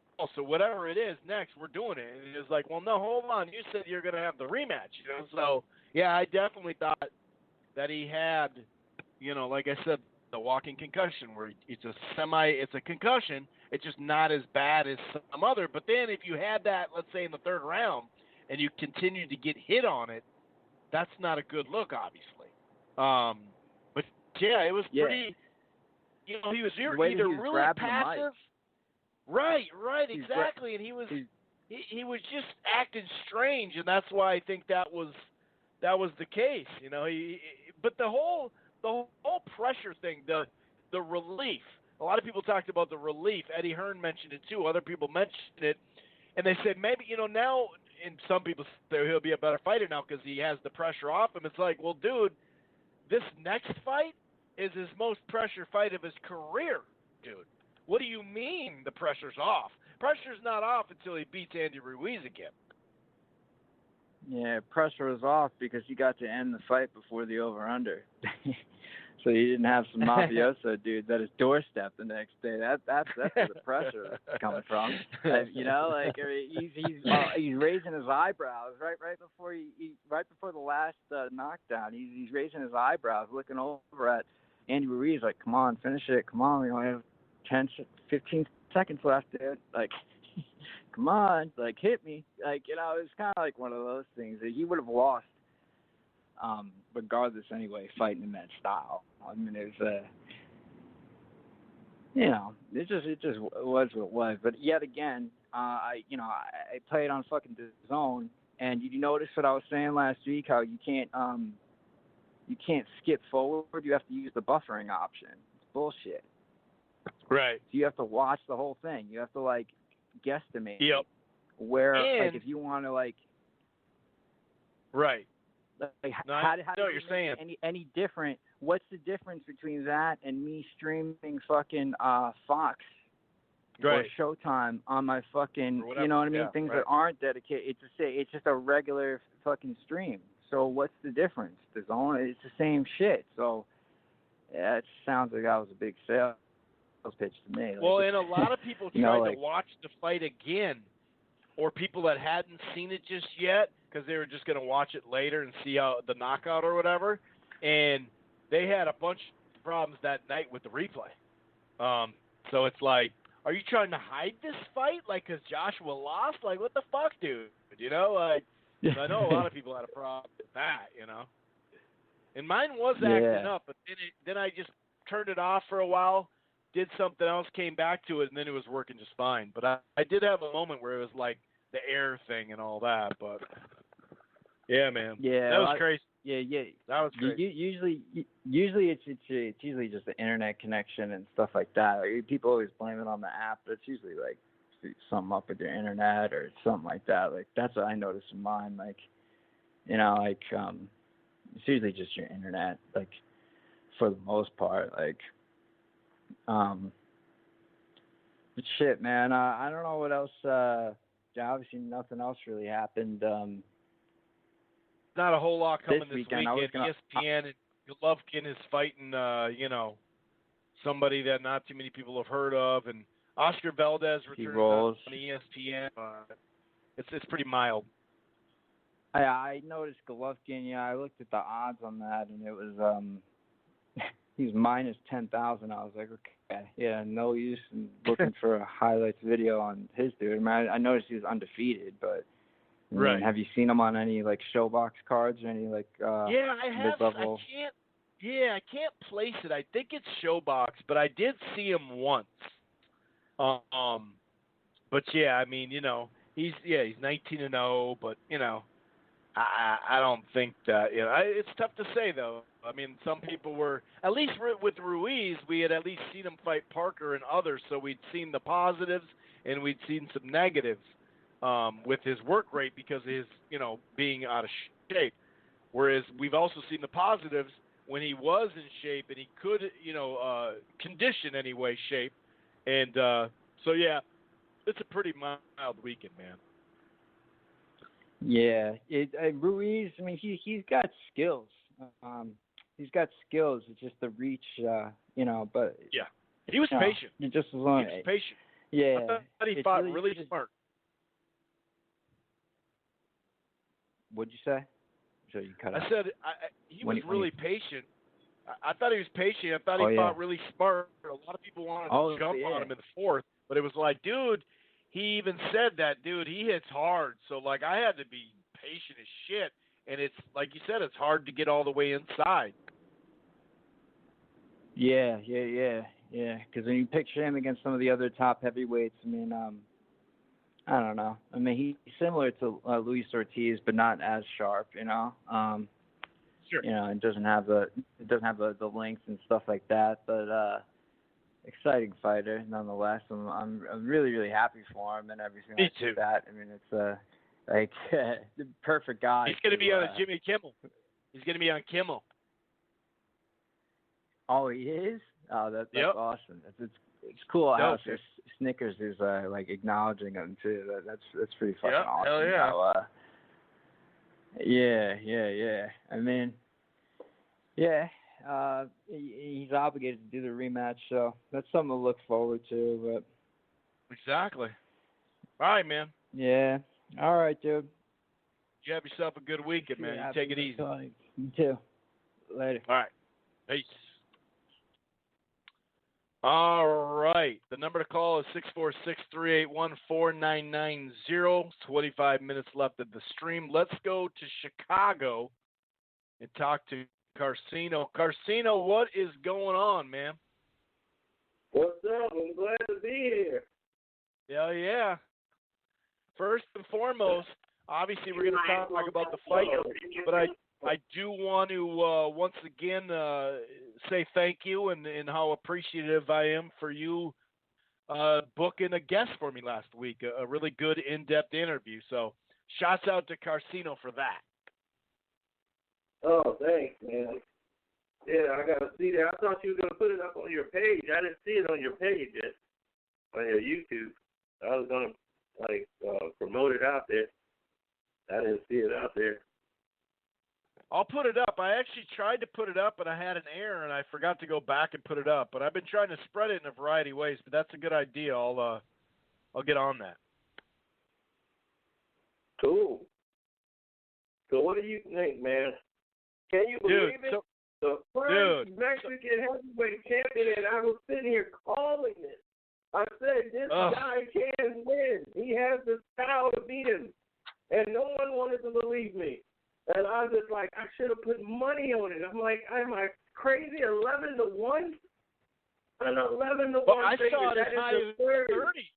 I saw it at 20-1. I saw it 25-1. I saw it 30-1. I think they take your money on that 31 more on that website. But I saw it 21 a lot of places.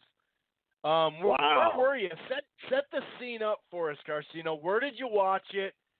What the hell were you thinking in the third round? At the end of the third round, if this wasn't a big fight, they would have stopped that fight when a fighter doesn't come forward. And then just the whole thing in the seventh round, how in the fifth round it looked like Joshua was on his bike. He may have won that round. It seemed like he had recouped, and then boom, he was going back to it. Let's talk about all the rumors, because his demeanor when he was getting announced was a little strange. But talk about what happened in the ring first before we get to some of the nonsense outside of the ring and the rumors and all that. But where were you, and what the hell were you thinking in the third round, dude? I was sitting in my home. I had two friends here. We were getting ready to watch the fight, and I was having problems signing in to my account from the zone. So I'm like, what the hell? And then they're asking me for money again. So I'm fighting with customer service. I'm doing all of these things. And finally, I said, you know what? I'm just going to watch it from my phone while I'm going through this. They're not going to fix this tonight. So I'm disgusted that I got to watch this through the phone. So I'm watching it through the phone. And my friends are sitting here. I'm like, I got this big screen TV so I could share my phone to my television. So I was like, well, here it is. Boom, from the phone to the TV. And we're watching it, and then as I'm watching the fight, I'm like, wow, Josh was really struggling here. And from the first round, I knew. I said, wow, my prediction was that it was going to go to the card, and Ruiz was actually going to win the fight, but they were going to give it to Joshua anyway. So that's the main reason why I didn't even bet. But I'm watching the fight, and I'm watching what was actually happening, and I couldn't believe.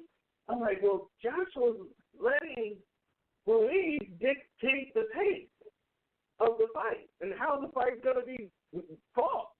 And I'm like, he's having a problem gauging the speed.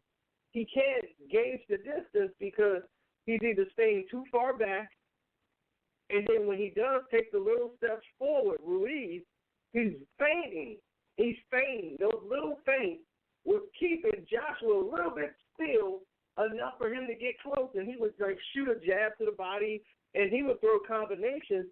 And when Joshua would jab, he would throw a hard jab, Then he would throw, like, it was mostly a pawing jab, a lazy jab.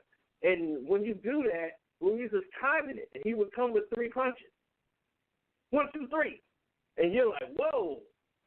You know, like, it was surprising Joshua a bit. But he didn't come all the way out the box. He stayed composed.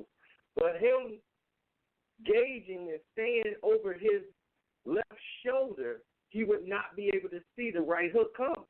The right hand, the overhand right that was coming, he wasn't going to see it because of how his position was when he was jabbing.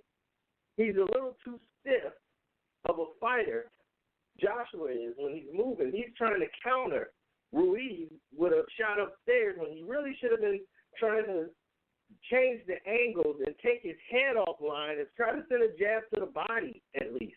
Do something different to change the pace and the look for Ruiz. Ruiz got a perfect target. You're standing right there in front of him trying to box like a mannequin. That is the perfect strategy for Ruiz. He didn't have to come out the box at all. He was like, oh, this is going to be my fight? I can get close to you? And you are not really throwing anything to keep me at bay. The jab was like a strong, stiff jab, but it was so flat at times. And he was using it mostly like trying to push him back. So at any time that he wanted to close in, he could close in. And it was just amazing how he was doing it. So the first 2 rounds, I'm looking at the first 2 rounds, I'm like, wait a minute. I'm like, he's going to do it this easy. I'm like, if he catches Joshua one time, it could end up changing the fight even worse. So where he's going to force Joshua to come out of his, his wheelhouse. Then in the 3rd round, we're all sitting there watching, and I see Joshua land a good right hand. He landed a very good right hand on Ruiz in the 3rd round. And Ruiz took it. And I'm like, okay, and Ruiz is coming forward, and he's risking a little bit more. And then when he opened up with that combination again with 3, Joshua, instead of throwing the jab, which he thought he was going to throw, he threw a left hook instead, and cracked it flush. I mean, it was like almost like an uppercut hook, but it was a great time shot because Ruiz was thinking of throwing the combination, finishing his combination. So he got punched in the middle of the combination. And once he went down, it was almost shock. It was the first time he ever been dropped, but it was almost a shock. And the look on his face was like, I'm a bitch. I'm on the ground. And the way he looked at him and he got up, he was like, okay, he's going to come all out now. Right. So I got to meet that. I got to meet that energy. And he did because he realized, like, this is my shot. I don't have anything to lose. Right. And when he came in there, Joshua, he punches too wide. And he was a little too wild, and he was trying to trade with him. And this is the guy you don't trade with. He can land one punch. His punches are going to come shorter, more precise, and they're going to be inside. And while he's looping shots, because of his body mass and everything, while Joshua's looping shots, he just inside, tearing him up, pop, pop, pop. Then he hit him with a couple of good body shots in the round 2. But when he hit him with that left, boom, he never saw it coming. Joshua was looking to land the right hand, so he was looking right at his head hunting, got caught with the left. Then he never saw the right come either. Boom, hit him on the top of the head, down. His equilibrium gone. And he never recovered because while he was trying to recover, Ruiz wouldn't let him recover. Mentally, he couldn't do anything. He knew he was out. He's not trained to really deal with this type of pressure, even though he's been dropped before. This is a fighter who knows how to finish you in these situations. He can box and not really press you, but just be up on you enough to pressure you. Then when the time is right, close in with punches. And that's what he did. He dropped him again in the 3rd. I said, oh, man, Joshua's not going to make it. He is winded right now. He's just out of breath. He couldn't. I'm like, man, he is really winded, and this is round 3. I don't think he survived. I'm saying it after the 3rd round. I'm like, this fight's over. He's done. He was like, no, he's going to get a second win. I'm like, I don't know. I'm like, in the past he's done that, and we'll get to that at the end of all of this. So round 4 happens, and you see Ruiz go back to more of a calm boxing, staying composed. And he'll land a good shot here and there. Joshua was still in the fight. And as the fight was going on, though, you could see his legs was gone. His equilibrium was off. He was boxing a little more, and he was landing some shots. Now, again, that he was trying. And a lot of people was like, oh, he threw the fight. He didn't throw the fight. He was trying. He was trying to keep the distance, but he could not gauge the speed. The speed, that overhand right was too much of a problem, and then he would shoot the left straight down the middle. When he get a chance, he'd try to shoot the left straight down the middle when he countered. Then he'll loop the left over the right hand so he can see it. But when he throw both of his arms up, he tries to shoot the punch straight down the middle. Wow. It was a perfect strategy. He knew exactly how Joshua would move. He knew exactly how he would react to punches and what he would do on defense, and it all paid off because he kept him on his back foot, putting the pressure, making Joshua go backwards. Joshua would have to push Ruiz backwards. That should have been his strategy from day one. You got to smother him and push him back. Be the bigger guy. Take advantage of your size. Push him back with the jab. You're the bigger guy. Fight big. Fight tall. Keep that guy moving back. Keep Ruiz fighting on his back foot. Let him use his legs to circle around you. That's what he should have been doing. But for some reason, he didn't, and it cost him. After that third round, he was just toast. After like round 5 and 6, I saw him deteriorate mentally. He was just trying to hold it together and just really try to get through it. I saw him dip low with the jab. He was trying everything just to survive in the fight. He wasn't fighting like I'm trying to win. He's fighting like he was just trying to survive. Then in round 7, he was just, oh, God. Those shots he took, that overhand right, once again, his balance was off. He was just done. Because it really in the 6th round, when he took those body shots, and then he got hit up top, and he was a beaten fighter. This wasn't just like somebody who was upset, like they were winning the fight, and, man, he just slipped away. He got the fight beaten out of him. Like, yeah, he was getting beat all around the ring. It was like, hey, you want to go over to this corner? Let's beat you over here. Let's go to this corner. And that's hard to recover from. He got bested. And when you get bested in the ring, even though you were like, oh, I'm going to do this again and run it back, mentally in your mind, I got beat. Even though I dropped him, I wasn't really in control that night. I don't know if I could really beat this guy. This guy has the ability to beat me and hurt me. Not just win by decision. He has the ability to hurt me. That is a whole different, it's not like he landed a lucky punch and knocked him down. This guy hurt you and dropped you 4 times in a fight. And you couldn't even sustain it to make it. You were so tired and fatigued. And when those punches came in and the refs came over, he couldn't continue. They did the right thing. They should have stopped the fight probably a knockdown prior.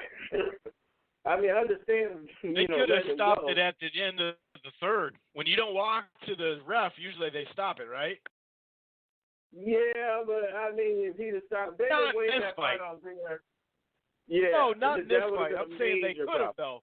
They could have. You know what I mean? Like, nobody would have complained except for everybody. Of course, they weren't gonna. But, yeah, they could have. No, I'm glad they waved it off. But yeah.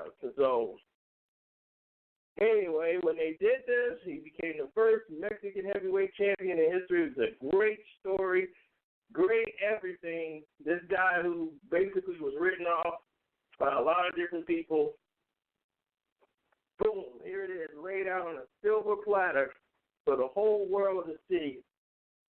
And everybody's like, wow. This just happened. My phone's blowing up. And I'm sitting there, I'm mad at the Zone because the Zone didn't fix my account. They didn't do any of the things that they said and promised that they were going to do.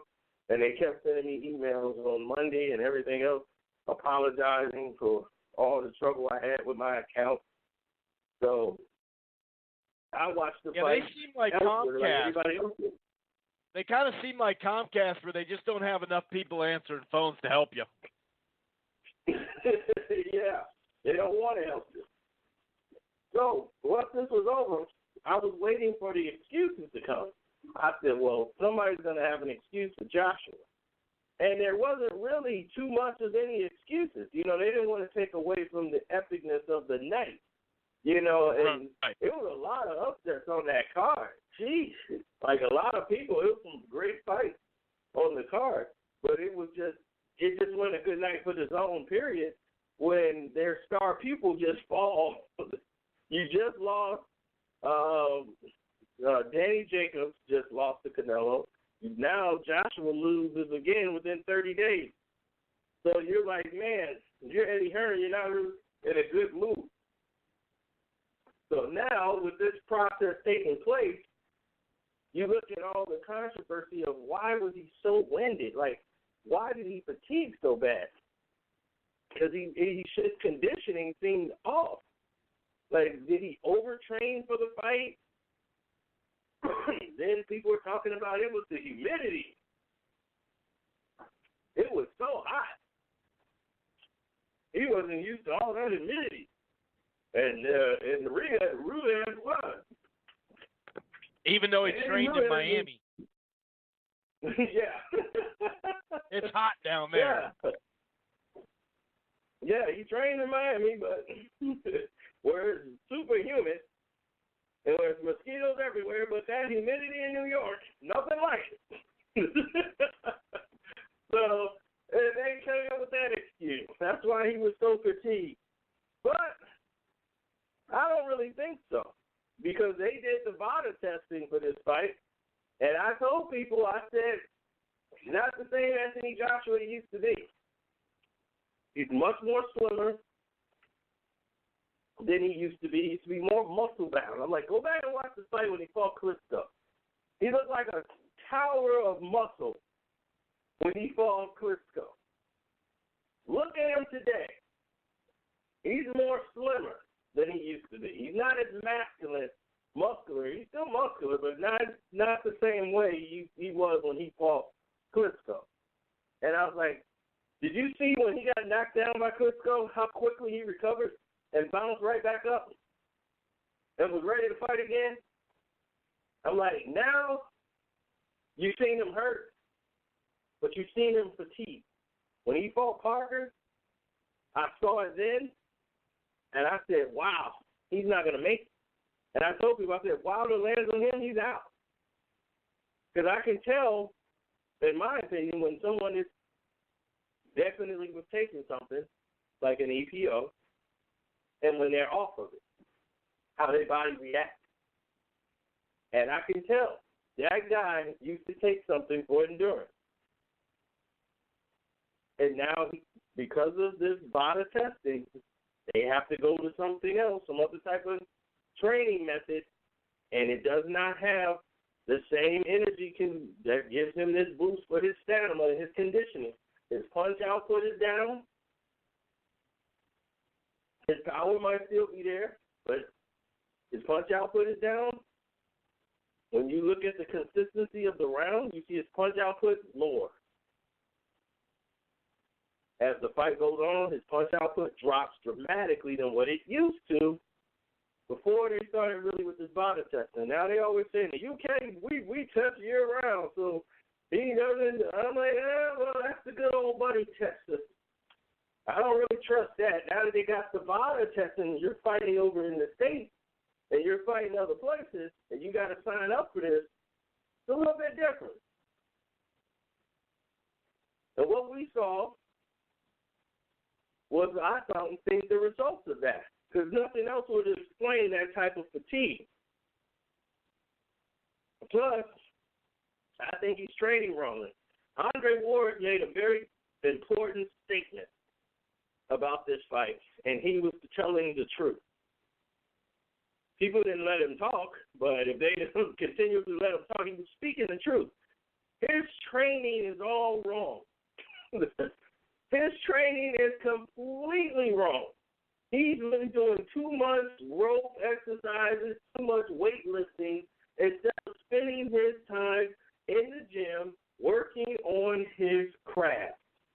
He spends too much time trying to look like a male model.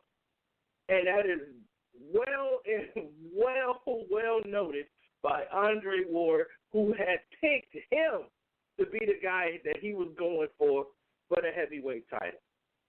Because he knew he could beat Joshua. He knew that was the fight, that was the fighter, and that was the guy I was pinning to fight, was Anthony Joshua. Because he knows his style would have been, he's like, it wouldn't have looked exactly like Ruiz did it, but it would have looked similar. It would have been like that. He saw that type of results for him. He would have definitely used some of the tools Ruiz used because he saw that in Joshua. And that's why he chose him to be the guy instead of Wilder to go after for the heavyweight title. But it didn't pan out. Now, what happens in this rematch, dude? What happens in this rematch, man? Yeah, here's the other thing that people didn't know. Dylan White turned this fight down after agreeing to it. They had an agreement on the fight with Dylan White. And the fight got canceled after the agreement because they couldn't come up with a solution to the rematch. Because Dylan White says, if I win and I'm the champion, there's no way I'm going to take the same amount of money with just another, like, $100,000. That doesn't make any sense. I'm the heavyweight champion of the world. That's just not going to make any sense. I'm going to have all the belts, but yet Joshua's getting all the pay-per-view money and everything else. So they couldn't come to an agreement on the rematch. So that's where that fight fell apart. Then Big Baby Miller came in, and the negotiations went on again. And it was all about, not the first fight, the rematch. And he pointed it out. He said Anthony Joshua is more concerned about the rematch fight than the actual fight itself, which means he automatically has the fear of knowing he's going to lose. He automatically feels like in his mind he's going to lose. So when I come into this negotiation for the second fight, that wouldn't happen if you win the first fight. He's going into the negotiation process of it to make sure we get that done. So they had to go and get the percentage deal done, to where he's going to get a percentage of the pay-per-view, more money. So if he had won, but then now that got canceled. So Andy Ruiz came in. He basically accepted the deal and the terms that they had already set for him as a last-minute replacement, that if he won, he gets a certain bump, but none of the real pay-per-view money. He just gets this. Even if they do the rematch, they were more than satisfied with it. He just wanted the opportunity. So now they have the chance for the rematch. And the rematch can happen. Do I think Joshua should take it? No. I don't think he should take it, Chris. I don't think he's ready. He's not ready for that. It's a big risk. It's a big risk. I mean, people say, oh, now, I've been saying this a couple times. A lot of people I've seen, so it looks like the pressure's off now that he finally lost. All that pressure was piling up. It's like, dude, this is a pressure-ass rematch, dude. Yeah. See, the thing is, that people don't know that your first fight back after your first loss, that's your biggest pressure. Mike Tyson was never nervous in a fight in his life until he fought Henry Tillman, a guy who he's already beaten the amateurs. His first fight back after losing to Buster Douglas. He was so anxious to get that fight on because he was so nervous. He had so much nervous energy, and he hadn't been nervous since he turned pro. He was like this. He's like, I don't even know why I was nervous for that fight. Like, I would kill this guy.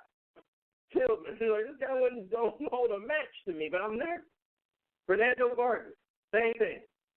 His first fight back after losing to Trinidad, he was like, I was scared to death walking down the aisle getting into that ring.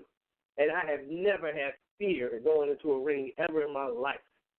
But when I was getting ready to step in that ring, he's like, I thought I had lost already because I'm like, oh, my God, I'm not ready for this fight. He's like, and then I get dropped in that fight. He's like, and that's why I'm like, man, I even got dropped in this fight. You know, he's like, I was just not ready mentally for that. He's like, that's a whole thing mentally you got to get around when you have that first loss, that first fight back into the ring. You're going to feel it. Right before you step in the ring, that doubt is going to splash you in the face like water. And it's something you can't even prepare for. That doubt splashes you on that walk into the ring. And now that's Fernando Vargas and Mike Tyson that happened to. Now, both of them won the fight, but it's a very tough thing to go through. Now, these were, notice, both of those fights were tune-ups. Now, if you're looking at this, he's going back in against the guy that just beat him for the heavyweight title. This is not like a Rockman fight when Rockman knocked out Lennox Lewis. When Rockman knocked out Lewis, it was a one-punch knockout. Boom, knocked him out, he won. So now Lennox feels, well, damn. I got caught again. I took the fight lightly. I didn't really train. I got caught. That's different.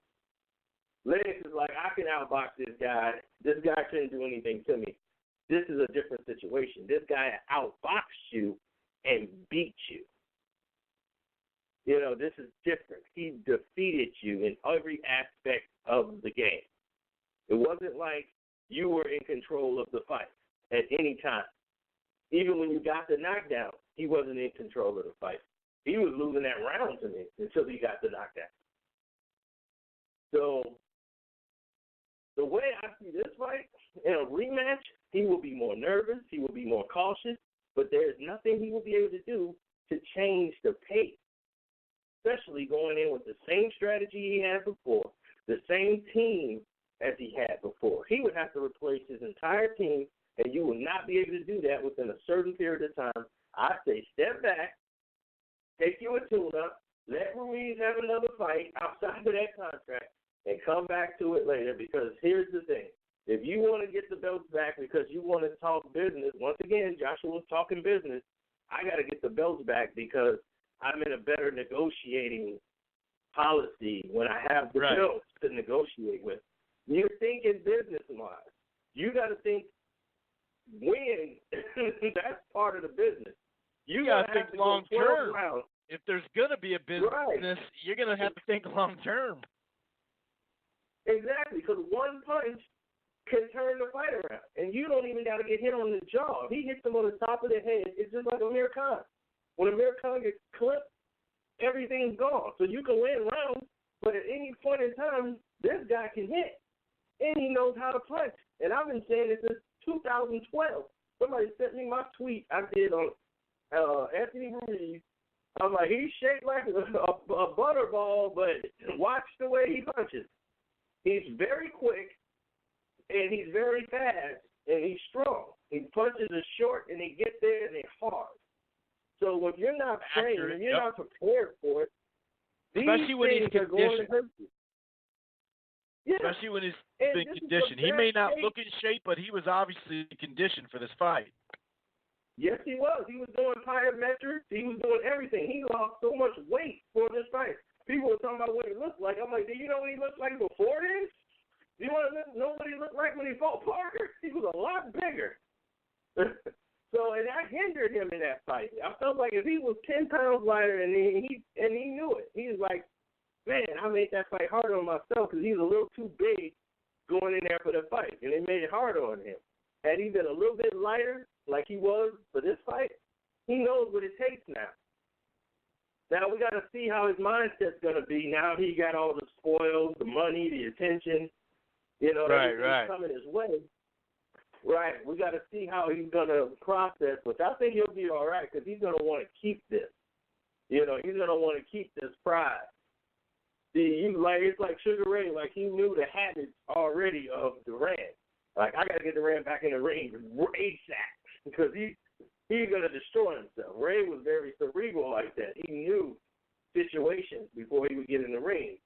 Margaret Hagler, he had to wait till Hagler started to show some sign of deterioration and partying. And once he was semi-retired, then he wants to fight him. and calls him out for the fight. Then he controls the ring size, everything, and he knows Hagler's going to agree to it. Hagler just want to fight. So all of these things end up playing into Ray's advantages when the fight took place. So obviously, this is a situation where Anthony Joshua is at a crossroads. If he takes a tune-up before this, people are going to be upset, but they're going to watch it.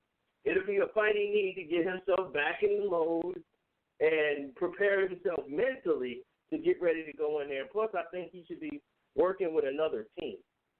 So if you switch your camp, then you can say, okay, I switched my camp, so I want to have a fight with my new camp before we go into a rematch, so I can get used to right. Then it makes more sense.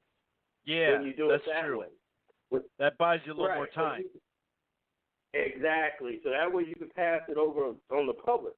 But from a business standpoint, they might be under the gun as if we got to do this fight because the zone can't sit there and wait and have tune-up. We got to have big fights, big shows. We got to have this going on ASAP. They're like, ESPN, we got to deal with them. They're going to kick in some money too, but they need to have, like, these fights kick in, like, right now. We need that rematch right away. Like, ESPN wants that rematch quick. They're like, look, the rematch is going to be through the roof now. Because people finally, most people didn't even know what was going on. Now they know they had a Mexican heavyweight champion. Now this is going to be huge. They got their ESPN report there. Yeah, it's going to be through the roof. Now let's talk about the Wilder element now. Now, Wilder's got a situation now because Ruiz is signed with PBC. And now he's signed with Sam Watson in the CBC. They represent Ruiz. So now that Ruiz won, I talked to Sam Watson, and he was like, yeah, man, well, the rematch thing is not a deal that's set in stone. So we got to wait and see what actually happens and transpires there before we can all actually get him in. Matter of fact, let me see if I can get Sam on the phone now. So he can explain. It's funny because Eddie Hearn's already acting like they're going to announce the location, and it's like, well, hold on now. We haven't even had the full negotiation. Like, look, everything's open right now. Like there's nothing right now. Like we haven't really went there yet, so there's nothing yet. So I'm like, okay, everything's open. So let me see if I can get Sam back on here. Hold on one sec. All right. Yeah, I mean, it's the way Eddie Hearn is talking about it. It's like, hey, we're going to do it in the UK. And then a reporter said, well, is it like contractual to the UK? He's like, well, no, we haven't figured that out yet, but I don't know why it wouldn't be there. And it's like, well, I mean, I know why. It could be at the Staples Center. You know what I mean? Like, how much is, Wembley going to put out compared to Staples Center or Vegas for that matter? You think Wembley's going to be able to outbid Vegas for that fight? I don't know, so it'll be really interesting, man. And yeah, it's going to be funny to see this thing play out just slowly but surely. But I got to say, Eddie Hearn was graceful in defeat. Joshua he did kind of seem relieved, but he was definitely, graceful in defeat, no doubt about it. He obviously, had been concussed, so he was a little out of it from some of the things he was saying. It was a little confusing or whatever, but that's to be expected. And that's why it's like I can see the understanding of, man, then all the belts go to the PBC, and they already got an agreement with Fury to split networks. You know what I mean? Like, they're going to own the heavyweight division, and sometimes you reap what you sow, and Eddie Hearn's saying, hey, end the Matchroom empire. End me.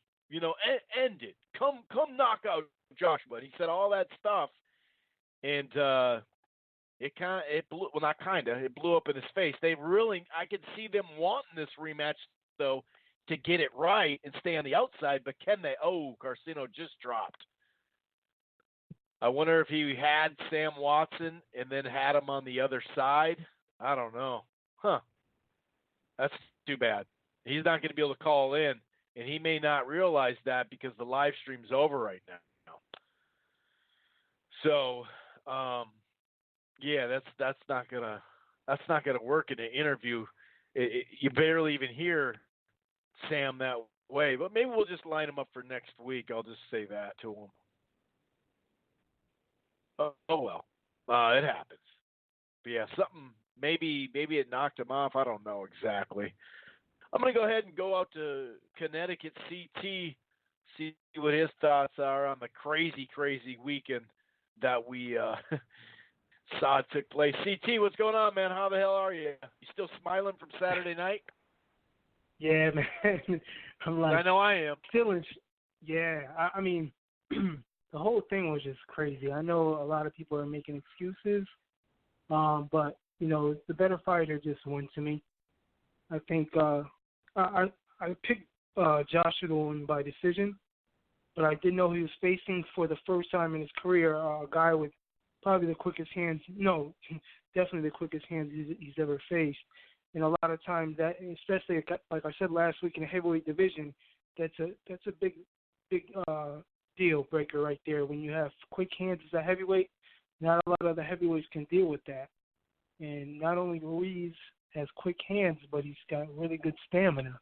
That guy can keep punching. He's got a really good punch volume, and he gets inside, and you know exactly when to exchange. Carcino nailed everything that everything happened that night, and Ruiz just worked everything out to a T.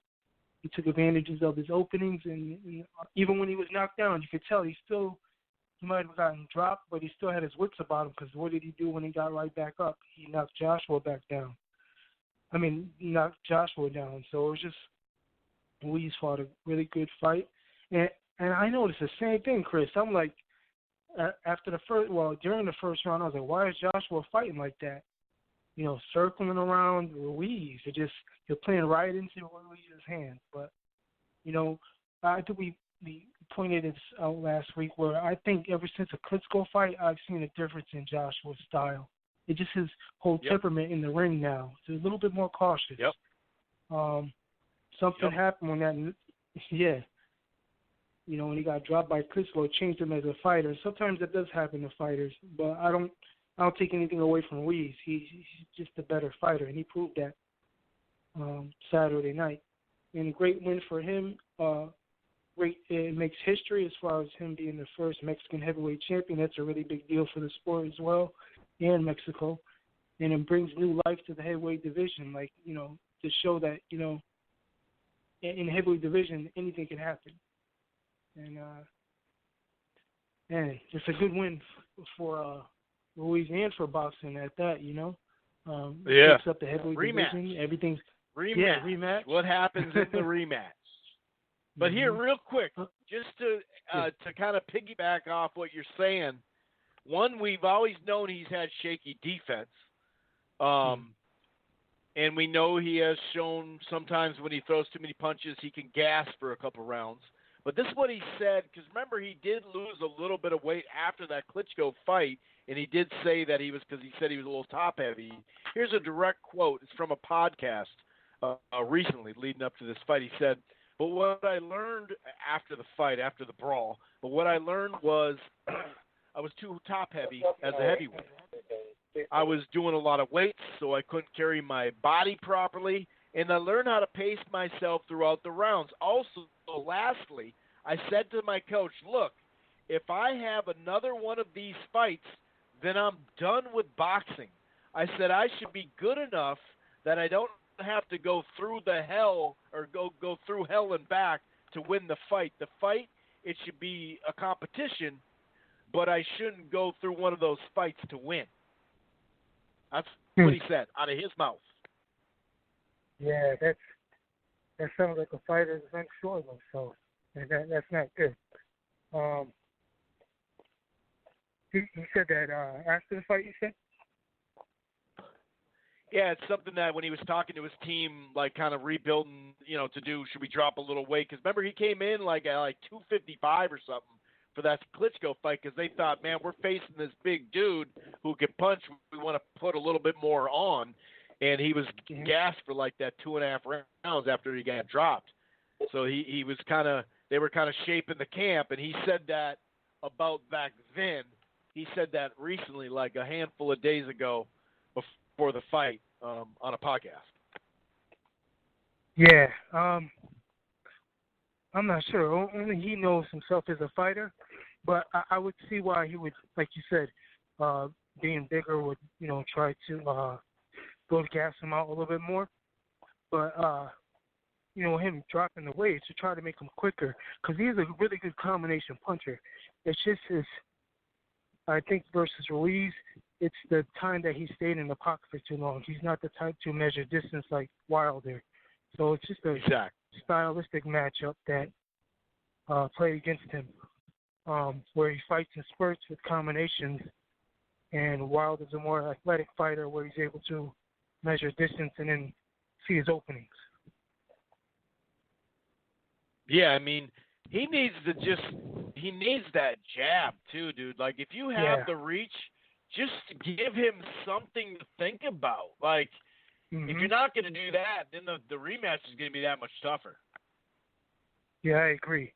And that's something I touched on last week. I said he's got to establish a persistent jab, something that's going to make Ruiz respected. And when Ruiz got inside, he didn't have any respect for Joshua. But I agree, he needs to double up. Even like Lennox Lewis was very. Lennox Lewis is a perfect example of somebody who's very patient with his jab, and he sets everything up off the jab. And he's one of the best jabbers I've seen in the heavyweight division, along with Holmes and Ali. Lewis is a little bit more calmer, where Ali and Holmes had a more piston-type jab that came in like 2s and 3s, where Lewis is more of a range finder, and he popped it out there to measure distance. Yeah. And I think Joshua doesn't have that type of ability, even though he could work on some things, but we'll see where he goes from here. I think Ruiz will have the advantage going into the rematch, and I think Ruiz will probably get him again, just based off styles. Unless Joshua, like we said, tries to come in with a different approach. Yeah, it's going to be interesting, man. It's going to be really, really interesting. I'm still kind of shocked that it happened, but yeah, man, it just makes for, with the fact that Wilder and Ortiz are fighting and now this rematch, and now in a matter of 2 weeks, 2 heavyweight, fights went viral for different reasons. And I know Joshua, they wanted to make a splash, DAZN wanted to make a splash. Obviously, this isn't the splash they necessarily wanted to make, but if he can come back and get a win, and then maybe it's a trilogy, maybe it's just another solid, some sort of mandatory defense or something like that, and then look for the winner of Wilder and Fury, or maybe, who knows, because you still got to fight Ortiz for Wilder, but it just makes it really that much more interesting, man. And it's pretty dope. A lot of people were so mad about losing that fight when they're undefeated, but those, we knew that wasn't going to happen for a while anyway. So, I mean, and now it's funny because imagine right now, if Wilder would have signed with DAZN for 3 or 4 fights, he doesn't get that $40 million unless he fights Joshua, So he'd be like, well, I can't fight Ortiz, I can't fight Fury, I can't fight that guy, like he'd probably be fighting Dillian White for like half the money. It'd still be huge money, but it is kind of crazy how it actually worked out for him, and now he's got his 2 toughest fights that he's had right in front of him. Yeah, I agree. I had a question. So I read something that Ruiz has to fight Pulev next in order to keep his IBF title, or what? Well, the way Eddie Hearn was speaking, that they'll be okay with the rematch. But yeah, the IBF, it's technically the WBO's turn in the Joshua sweepstakes. When Joshua had the belts, they all kind of take turns, right? But once it changes hands, those turns are over. You know what I mean? They don't really count anymore per se. And especially when you don't know, maybe they'll be like, let's go over to the PBC or whatever. Plus, when the IBF says they want a mandatory, they get it or you get stripped. But the way Eddie made it sound like they will be okay with the rematch. But yeah, that is something out there to think of, and I don't know. I mean, it really matters the way Eddie Hearn makes it sound like the rematch is about to be announced, like he has the venue, and it's like, I know there's a rematch clause, but you still got to figure it out. You know what I mean? It's not that easy. Yeah, the guy just won the title. You know what I mean? It's kind of, I know it's a rematch clause, but it all has to be figured out. Well, Ruiz was still on the road technically. If you listen to the crowd in the atmosphere, so he probably wants it in Staples Center. And like I said, Vegas would probably outbid, Wembley for sure. Yeah. For that fight. So I mean, what about that? I don't know. And then does the rematch have to be on DAZN, or is that open to, it's going to be really interesting to see how this fight comes together. Yeah, I agree. Hopefully, to get everything figured out in the next couple of weeks or so. Yeah. That way, boxing fans know. I have to leave in a few minutes, but quickly, I just want to talk about Alexander and Redcast. I didn't even see that coming. I mean, I picked Alexander out boxing, but I think it's Chris. I'm not trying to say nothing against Roy Jones, but it to me sometimes he takes his fighters and he tries to make them fight his style. And I've noticed that with Pascal and now Alexander, where I've seen little movements of Alexander try to do that imitates Roy Jones, and Pascal did the same thing.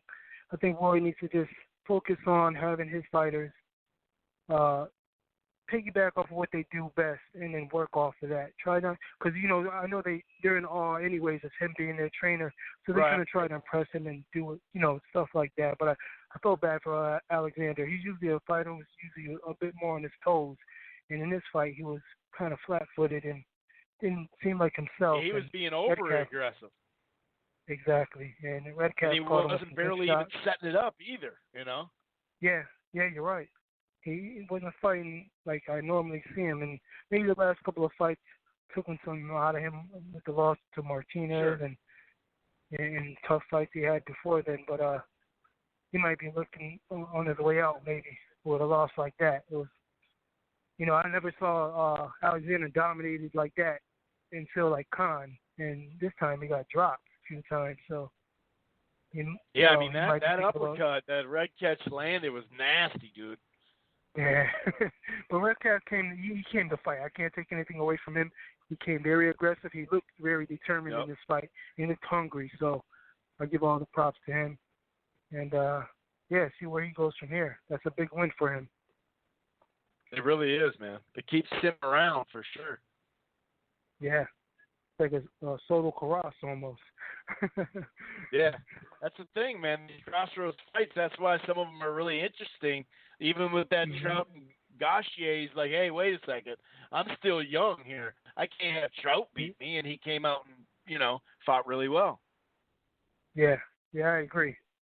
So this weekend, they got the substitute for no, I'm sorry, not this weekend. They got Golovkin this weekend. Oh, Golovkin, yeah. I've seen a little and bit Oscar of, Valdez is back on ESPN. Yeah, I want to see that fight. I'm looking forward to seeing that fight as well this coming weekend. I don't think I'll be able to catch the Triple G fight, but I expect him to dominate. Right.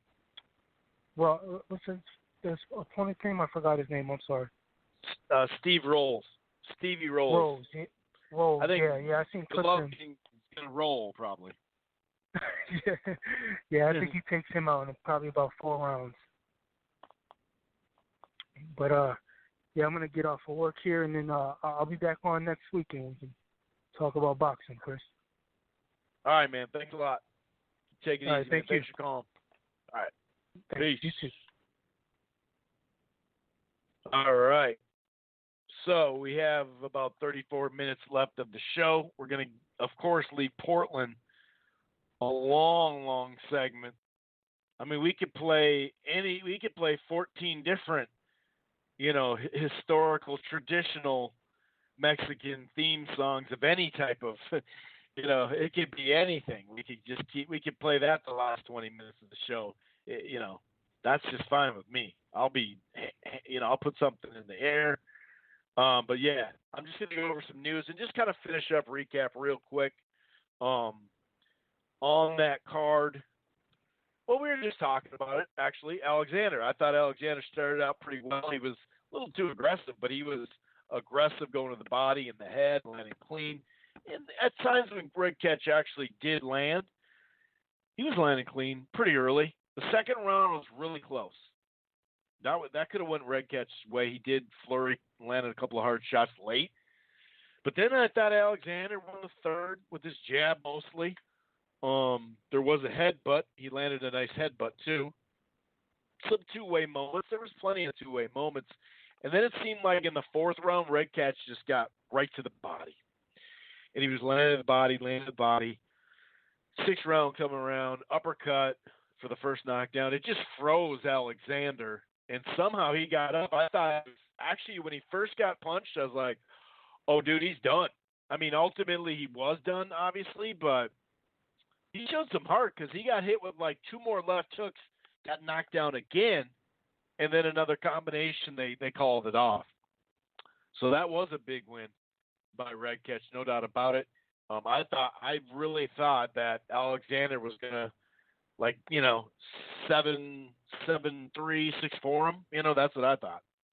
And I thought that if he fought a certain way, he probably could have. I thought Devin Alexander won against Berto and against Ortiz in those fights. But, so he had actually looked a little better. I'm not going to say rejuvenated last year in those two fights, but I thought he was going to win this fight. And the only one I saw, a lot of people wanted Red Catch to win because they don't like Alexander. But, the only one I remember, Lukey was the one who called. He was going to knock him out, and that was a huge win. Also, Willie Monroe, back from that suspension, or was he suspended? It's been 6 months, so I guess he was. And Centennial Jr., pretty tight fight. Monroe landed 91 to 86 punch, really tight percentage-wise, basically the same. Monroe won though 97-93, 96-94, 98-92. I had it 6-4, something like that, 7-3. But yeah, there's a big highlight knockout, and I'm losing the guy's name. It was what was the damn knockout? I can't remember. But anyway, just to clean up that the zone card too, Josh Kelly and the new Ray Robinson. They fought. Kelly 9-0 at the time. He was boxing pretty well early. Through the first 3 rounds, I gave him the first 3 rounds pretty cleanly. Had his jab going, pot shots. He had his hands down. I just thought Robinson was applying pressure, but he wasn't really landing much, so I couldn't give him a round until the 4th round. Then, and I don't know if he won that round, he may have. And I actually gave the 5th round to Kelly as well.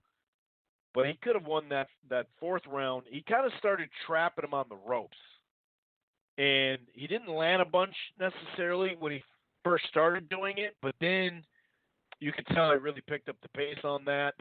And I gave him definitely the 7th. He was landing his jab and landing some good power shots.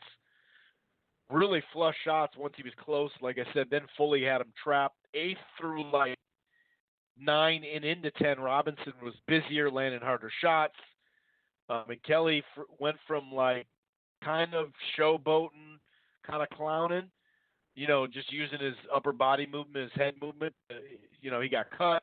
Then all of a sudden, that head movement wasn't as good. He started wearing down a little bit. He did rally late, but yeah, Kelly had a pretty healthy cut on him. I had it 5-5 maybe 5'4", 164, Kelly, or it was I always find with the draw actually. And two of them had a draw, 95-95, and then I think 96-94 for Kelly was the other one, but that fight could have went either way. And Josh Kelly just didn't look that good, and good for Robinson. I mean, he probably should. I think he should have won his last fight, and you can make an argument either guy won this fight. That's why I was okay with the draw. Kelly Smith knocked in Dom around the ring, and it was over round 3, something like that. But Katie Taylor took on it, so it was Taylor and Person. And that was a pretty good fight. Took a little while to warm up where they were really landing really well. Once they started landing really well, though, it was a back and forth fight. I thought Person, close first round, she had the pressure. And mostly Taylor was kind of using her upper body movement and defense to kind of stay away. And slowly but surely, it seemed like the pressure from Person just became more effective. Kind of like the Robinson fight in a sense. But the jab in the right hand was coming through. The third round, it could have went either way. There were a few good shots, decent shots that Taylor won, but the pressure may have done it. That was tight. Fourth round, I gave to Taylor. I thought she was kind of punching quick combinations. She also would counter with the right hand. And same with the sixth. I jumped to ahead, actually. But both of them landed hard in the fifth. But I think the bigger shots and just being busier, I thought Person won the fifth. Then the sixth, pot shots and movement. You kind of see her getting in a groove, but it seemed like Person just would take it right back, and she started cutting off the ring and flurrying on her and kind of added up points that way. I gave her the eighth and the 10th, with Taylor taking the ninth with left hooks and right hands. Close round, though. There's probably about 3 to 4 really close rounds. So I either had it 5-5, or I heard Person winning 6-4. And one judge had it 95-95, and the other judge had it 96, or two of the other judges, I should say, had it 96-94 for Taylor. So I do hope they have the rematch. I think that's pretty basic there. I'm not saying Taylor, I don't think she won the fight. I don't think the scorecards were, good, though, for how some scorecards are, you know what I mean? One of them had a draw, one had it, 6-4. So, but yeah, hopefully they go into a rematch with that. It was a pretty physical fight, and I got to say, though, by the end of the fight, even though Person was all swollen up, and I think it was her left eye, and she was taking punishment, but I don't know, man. Taylor, at the end of it, it was like, whew, like she was a little too spurty. It wasn't consistent enough in the fight, but it was a tough fight, and she is now has, what is it, undisputed, I believe. It's not just unified. I think it's undisputed at lightweight, so congratulations to her, but there needs to be a rematch in this one. But news-wise, actually, real quick, previewing the weekend, Golovkin, Stevie Rolls. I'm not trying to shit on Stevie Rolls. I mean, some people don't even know this dude at all. I don't know a lot about him, I saw him against Leatherwood before. I think his last fight. I saw him against Nicholson. This was in 2017. I saw that. He won that, but it was a close fight. So he's gone the distance with some guys where you're like, he has some experience, but I don't think he'll really be able to do a whole lot. I think it's just, there's no way that they're going to – and this guy's not Ruiz. We could say, yeah, but you never know, and that is true. You never know. But this guy, Ruiz, had already proved himself against a quality opponent. And we knew he was in better condition than he had been years ago. So he can continue the work rate. He's maybe not the busiest guy, but when he punches, it's always in bunches. and that's a good look. But Oscar Valdez returns um, in a fight with an unbeaten prospect, Jason Sanchez. They had him up against somebody, but the guy was ranked pretty low, so the belts, they weren't going to sanction it. So it was just going to be a 10-round non-title, and they said, "Nah, what we'll take on this dude." And so, poof, the WBO, featherweight Oscar Valdez, that will be on the line. This guy is a total prospect. You hear good things about him. He did beat another unbeaten prospect last year, Riviera, but it's hard to really know too much about it. I've watched a handful of rounds of a couple of fights, just to get a feel for him. Oscar Valdez, this may be just match for him to get his confidence all the way back coming off. He's already had a quick fight. And after that quick fight, and some of those tough fights in a row, he had 3 tough fights in a row, probably more like 4. No, 3. Yeah, because it all started with Mariaga. But I looked for him to win this. But this will be, I believe, they're going to have a ESPN or a UFC prelim before this, so this will spike their rating hopefully pretty well. And once again, there's no NBA on Saturday nights anymore, so. They can finally take their neck off, or their foot off our neck, and stealing all the, the hype that night. Of course, the finals are going on, so overall, they're still going to be the focus, but it's just different that you don't at least have to go head to head with them that given night. But so yeah, a mild weekend considering the run we've had and the run of upsets that we've had as well. I'm kind of bummed about this. Tony Harrison, I think it was his ankle. He had a minor surgery, and they're going to push back the Harrison-Jamal Charlo fight. Now, Charlo is still going to fight. I mean, they have a Fox card scheduled. Rigan Diao is on the undercard as the co-feature.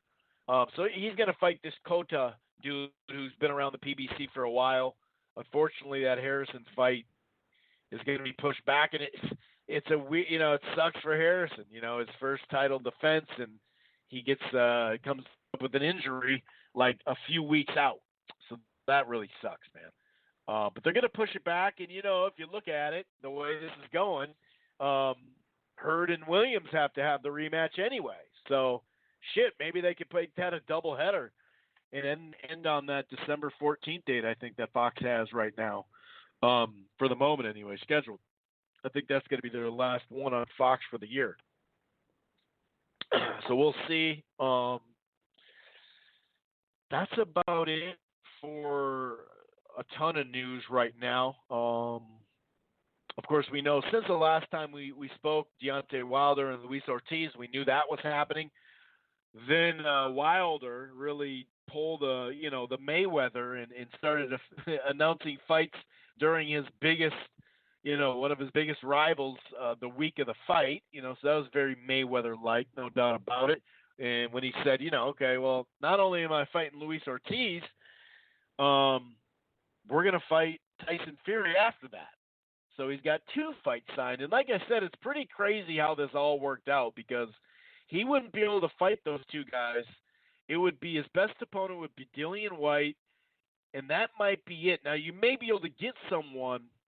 Well, actually, I take that back because Heyman probably would send someone over for Wilder, but it still wouldn't be that big fight. You know what I mean? Because ESPN, they're not going to be able to do a co-promotion more than likely.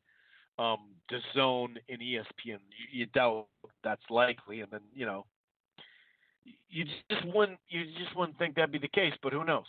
But yeah, it's pretty crazy. But yeah, both him and Wilder lost $40 million guarantee for a potential fall fight, if that didn't happen, which it did.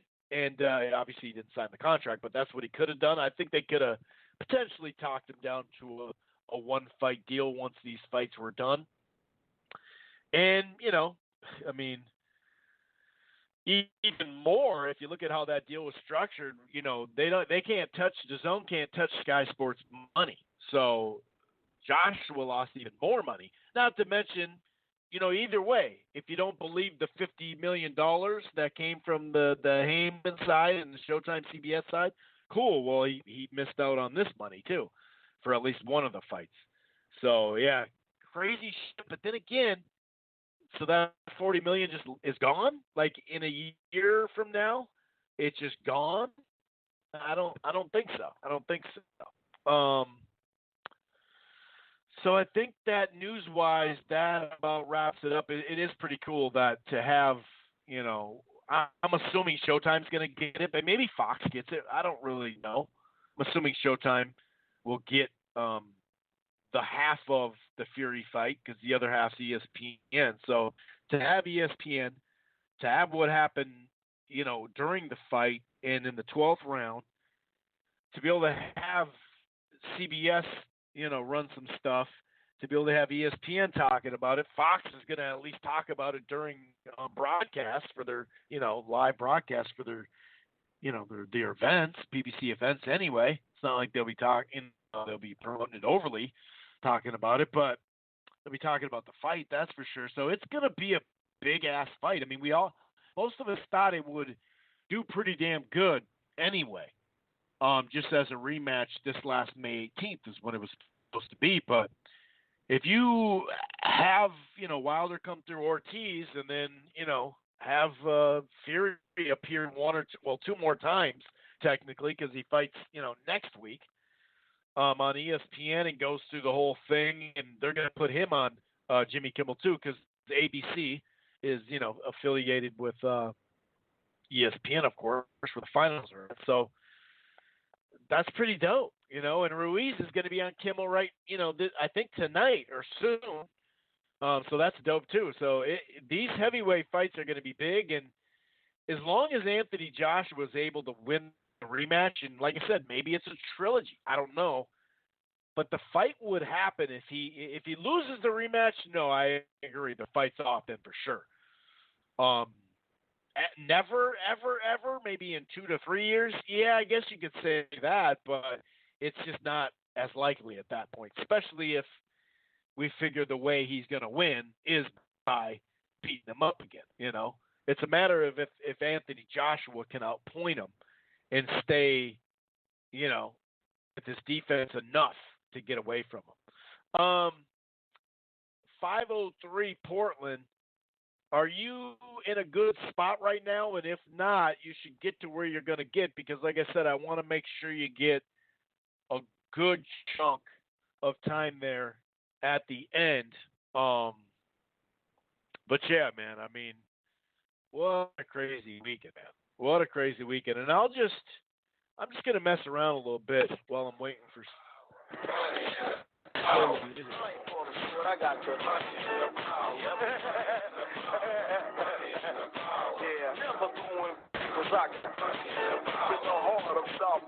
So yeah, just a little throwback for you, just to get you ready for it.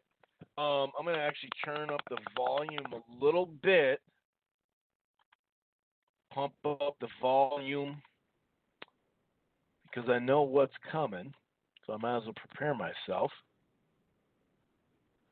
Alrighty, let's see.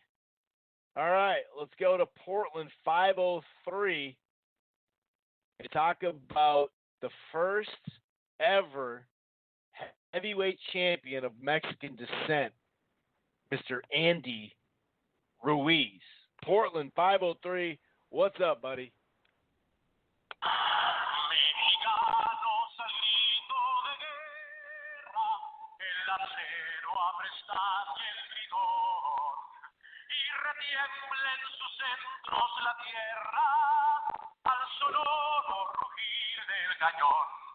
Hey, yo, what up? Yo, Chris, you know me, man. I'm excited as hell for the first ever Mexican heavyweight champion of the world, man. And he's got all them, he's got all that jewelry, around his waist. And, it's fucking, dude, this one's a big, man. I mean, this is a big win for Mexicans, man. That's I don't know what to say, man. I like that day, like when it happened, bro. I was so fucking happy, so fucking emotional. Like, dude, I could have we're like tearing up almost, man. Like it was just that emotional for us, man. Cause like, man, Mexicans are, we're about boxing, man. Like every time when you think about boxing, Exactly. Mexicans always are always a part of it. You know what I mean? So it's like, so this is so awesome that this heavyweight, man. We won all the the smaller titles, right? 47 right. from 47 down or whatever, and Canelo right now holding it down at 160.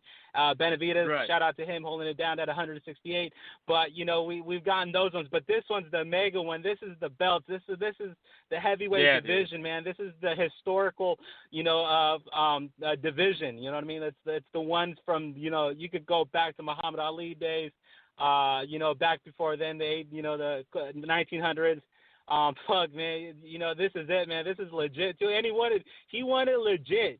No bullshit on the scorecards. No bullshit. Whatever the fuck. And man, and like people were saying, bro. Maybe I don't know. I don't really know what to say about Joshua because, man, in all honesty, it did look like he kind of quit, or he was really confused in the corner. Like he was like, "What'd you say?" Or you know what I mean? Like what? Like don't back up and like kind of just hang around there like you're having a conversation with the referee. What are you about to do later tonight or whatever? And yeah. And it was just funny. You know what I mean? That was just like it was a weird. It was like a weird moment for him. Yeah, it was really weird. I mean, the second he started walking away, he could have called the fight right there because that's not what you do to show you're okay is walk away. You know what I mean? And in turn, he gave him a chance. Yeah, and he kept saying. Then he shook his head and said, "Yeah, I'm okay," but he wasn't moving forward. He just was lounging. So you're like, "All right, dude, you're done." Like look at the difference between Fury getting up and what he did to show the ref he was okay, and Joshua. That's the biggest difference. Yeah, and especially that what you just read that quote from Anthony Joshua, man. In all honesty, from what I got from that quote you just read out, that is that motherfucker has no dog in him, and he doesn't want to go into another dog war.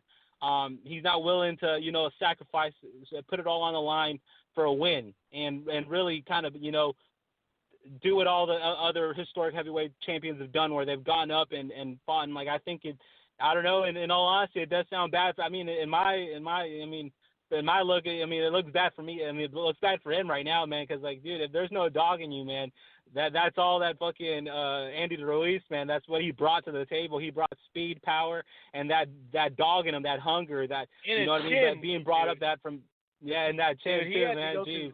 He got, he ate, after he got knocked down, he ate another right hand and another left hook that I thought was going to drop him again.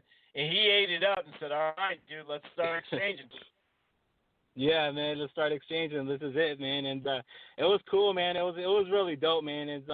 It's kind of sad. It should have been on on Showtime or somewhere broadcasted on TV because, man, it was what a moment. And if you get a chance to hear on Azteca TV the Spanish broadcast in Mexico, man, they were fucking excited too, man. They were dude, just like everybody else, man. Like just like the Mexicans know this, man. I mean, we're so proud of him, man. Andy Ruiz, and the whole week, man, I was pretty confident coming into this fight. In all honesty, just because I knew his speed, and a lot of people were, doubting him just because of his weight, the way he looked. He doesn't look like your heavyweight champion of the world. Like, it's so funny too that the muscle bound, fitness dude is the one that fought like a fat guy. Like he got winded. He lost air. He fought. You know what I mean? Like he just fought like a fat dude that day, and the fat guy fucking fought like the athletic guy. Like. It was funny, man. I don't know, and just it was awesome, man. Just an awesome feeling for us, and man, he's gonna be big. And in all honesty too, man. I believe in the rematch. I believe he'll actually do it way better and better fashion. Even if he goes down to the UK, I think he demolishes them even better. Because in all honesty, the referee kind of saved him. He's got time to sharpen up, lose some weight, and still have a full camp. Yeah, man, for real, man. And then what was, remember the weight for Ruiz? He came in heavy, man. He was like 160, 260 something, right? Like 264. Yeah, he said he actually put a little bit more weight on kind of Yeah. in a little bit more, but it was more like solid weight, and he was obviously conditioned, and that is the key word, man. is conditioned. Yeah.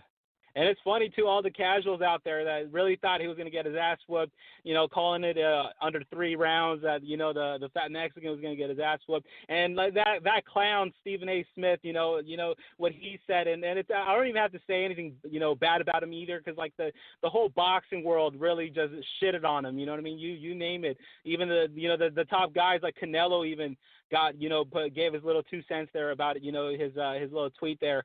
And it's just, I don't know, it's just funny when these casuals, kind of like, they get mad that these fights, these marinations kind of fuck up, and, it's kind of like, like Stephen A. Smith, it's like, he ruined the fight that we all wanted, but it's like, man, it's like you guys all doubted him, but man, I saw it, man. I don't know, it's just kind of, I don't know. I don't want to toot my own horn, but yeah, I mean, I'm always picking the Mexican. You know what I mean? I got to do my thing, And he did it, bro. That's all I got to say is that he did it. And casual fans out there, the UK mad. The UK is all sad out there, man. That was their guy, but at least they got Tyson Fury still. If they like him. But Anthony Joshua was that role model, that that picture perfect kind of guy that they wanted to look like a boxer, to be the world champion of the Right. heavyweight champion of the world, and that's what he was. But man, there's a new guy, man, that doesn't fit the picture, but man, he's the guy, man. He's the fucking man, dude. And so I'm just truly happy for Andy Ruiz, man. He's the fucking man right now, dude. And sky's the limit. It looks like the rematch is set for November, December. So, man, dude, it's just I can't wait, man. And hopefully, in all honesty, too, I don't see anything. Joshua's got that power, obviously. We were able to see that. But the thing is, like, just every fight almost seems the same for Anthony Joshua. Like CT was saying it earlier, like he hasn't been almost the same since the Klitschko fight. And he's been different for real. But it's just that he's a lot slower. Like that fight, it was just like with Ruiz. It's just like he showed his slowness. Like he was just, man, he's just muscle bound. Like too much muscle, in my opinion. And Ruiz was just like that perfect style, that speed and that power. It's just like all he had to do was get close, and once he got close, he landed. And like and like people were making fun of him. Like he shelled up, man. He shelled up in the on the ropes. Like just didn't know what to do. Like he's just like shelled up and go down. So it's like didn't have an answer. He was like on roller skates. He looked like a deer on ice, like a baby deer on ice. He looked like this is his first day on the job. You know what I mean? Like he was some model and they strapped the belt on him and put him in there. And like, this is a real fight. And I got a thing too, man. Also too that fucking what's his name, Eddie Hearn, that he put to that. I don't know if this is just him. Just the way he does it, but he puts his fighters in these kind of risk fights, and I'm so happy too that that after the Jarrell Miller situation, that it was Andy Ruiz, that it was him, because even though a lot of people did shit on the fight, including Jim Gray, it was just that miracles like that, it kind of happened. You know what I mean? Like no one, I don't know, man. No one saw this happen, bro. Happening, and that's crazy. People that put money up there, and God bless them. They got the money, they got the dough, and it's awesome, man. And Chris, man, I hope you got some.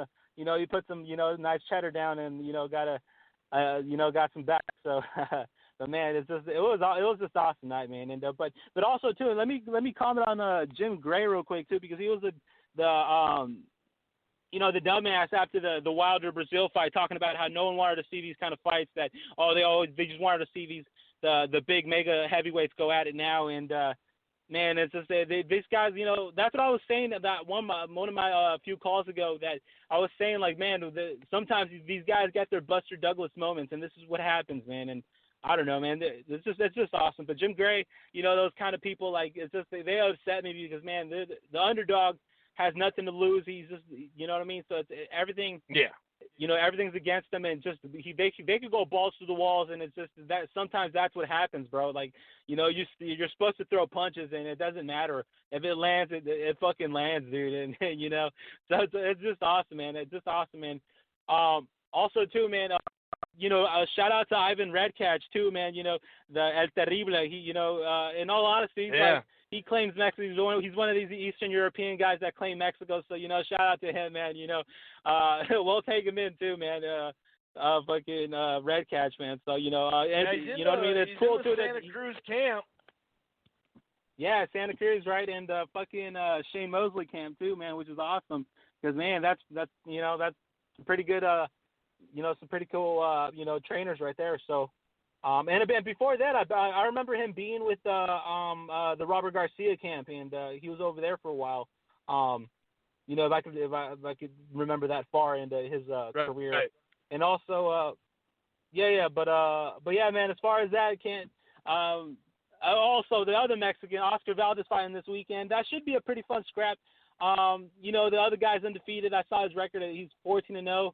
That guy, who knows, something, things might change, things are happening, bro, so, and also too, Wilder, just signed his next bout agreement with, what's his name, Ortiz, and then, Tyson Fury, I don't know, he might have just, put a spell on himself, who knows if he even gets through Ortiz this time, so, who knows what's going to happen there, man, because, he got hurt in the Ortiz fight, so anything could happen now, bro. But yeah, man. As far as that, Chris, I want to thank you for having me on, man. Mexico stays on top. So proud, man. I don't know what else to say, man. I'm so fucking proud. And I mean, you can't be happy for such a good guy, man. Every time you look at his interviews, he's always smiling. He's shouting out, and shout out to Ruiz for, in the press conference when he looked at his mom and, and said, we don't have to struggle anymore. And, that's awesome, man. When you could just, do that kind of thing and make it just history. Like, he wrote history, bro. He's going to be known forever too, man. And, it's awesome. First Mexican heavyweight champion of the world for us, man. And, it's awesome. I can't be nothing but proud for my homie. For Andy Ruiz, man, I believed in you. I was, I changed my, my Twitter, the fucking header to Andy Ruiz holding the belt, which is awesome too, man. It was awesome to see Joshua hand over those belts before the fight was even, over. So, dude, I forgot to the mention press that. conference. A lot of people. It's funny because on Twitter, of course, and on Facebook and shit, a lot of people were dogging Ruiz, going, "Oh, what the hell, dude? At least Buster Douglas came in all ready to fight and was being serious, and this is bullshit. He's just here, just like he's a little kid." But actually, Joshua was the one who shouldn't be giving his fucking belts away. Right? Who the hell does that? It's one thing just to take a hands picture over with the belt, all together like that guy. Remember how Mayweather was trying to, have Canelo hold it and Canelo didn't want it and that type of thing. And, yeah. We've seen that, but we've seen people steal the belts and stuff like that. But to sit there and hand over your belts to a guy you're about to fight is just something that you don't do. Odd behavior, man. Odd behavior. Maybe he's not bored, man. I don't know. In all honesty, man, if I could be blatant about something, is that I just don't think he's in it to really be a dog. Nice. You know what I mean? Yeah, he's got that money. He got the money fairly quick, and maybe he's just like, man, I'm enjoying life. I'm just too nice. He's a nice guy. I wanted to let him have the pictures, and you're like, yeah, but dude, there's a time and place to be nice. Yeah, man, there is, and it just seems like he wants to be nicer than to be a real, like a real fighter, be legendary, and and set a, just set a name for yourself in the history books. You know what I mean? So, but man, he did for a while. It'll cut you off here kind of soon. We're in that point where we don't know exactly. All right. But anyways, happy for Ruiz. He's the baddest motherfucker on the planet right now. Viva Mexico! Viva Andy Ruiz!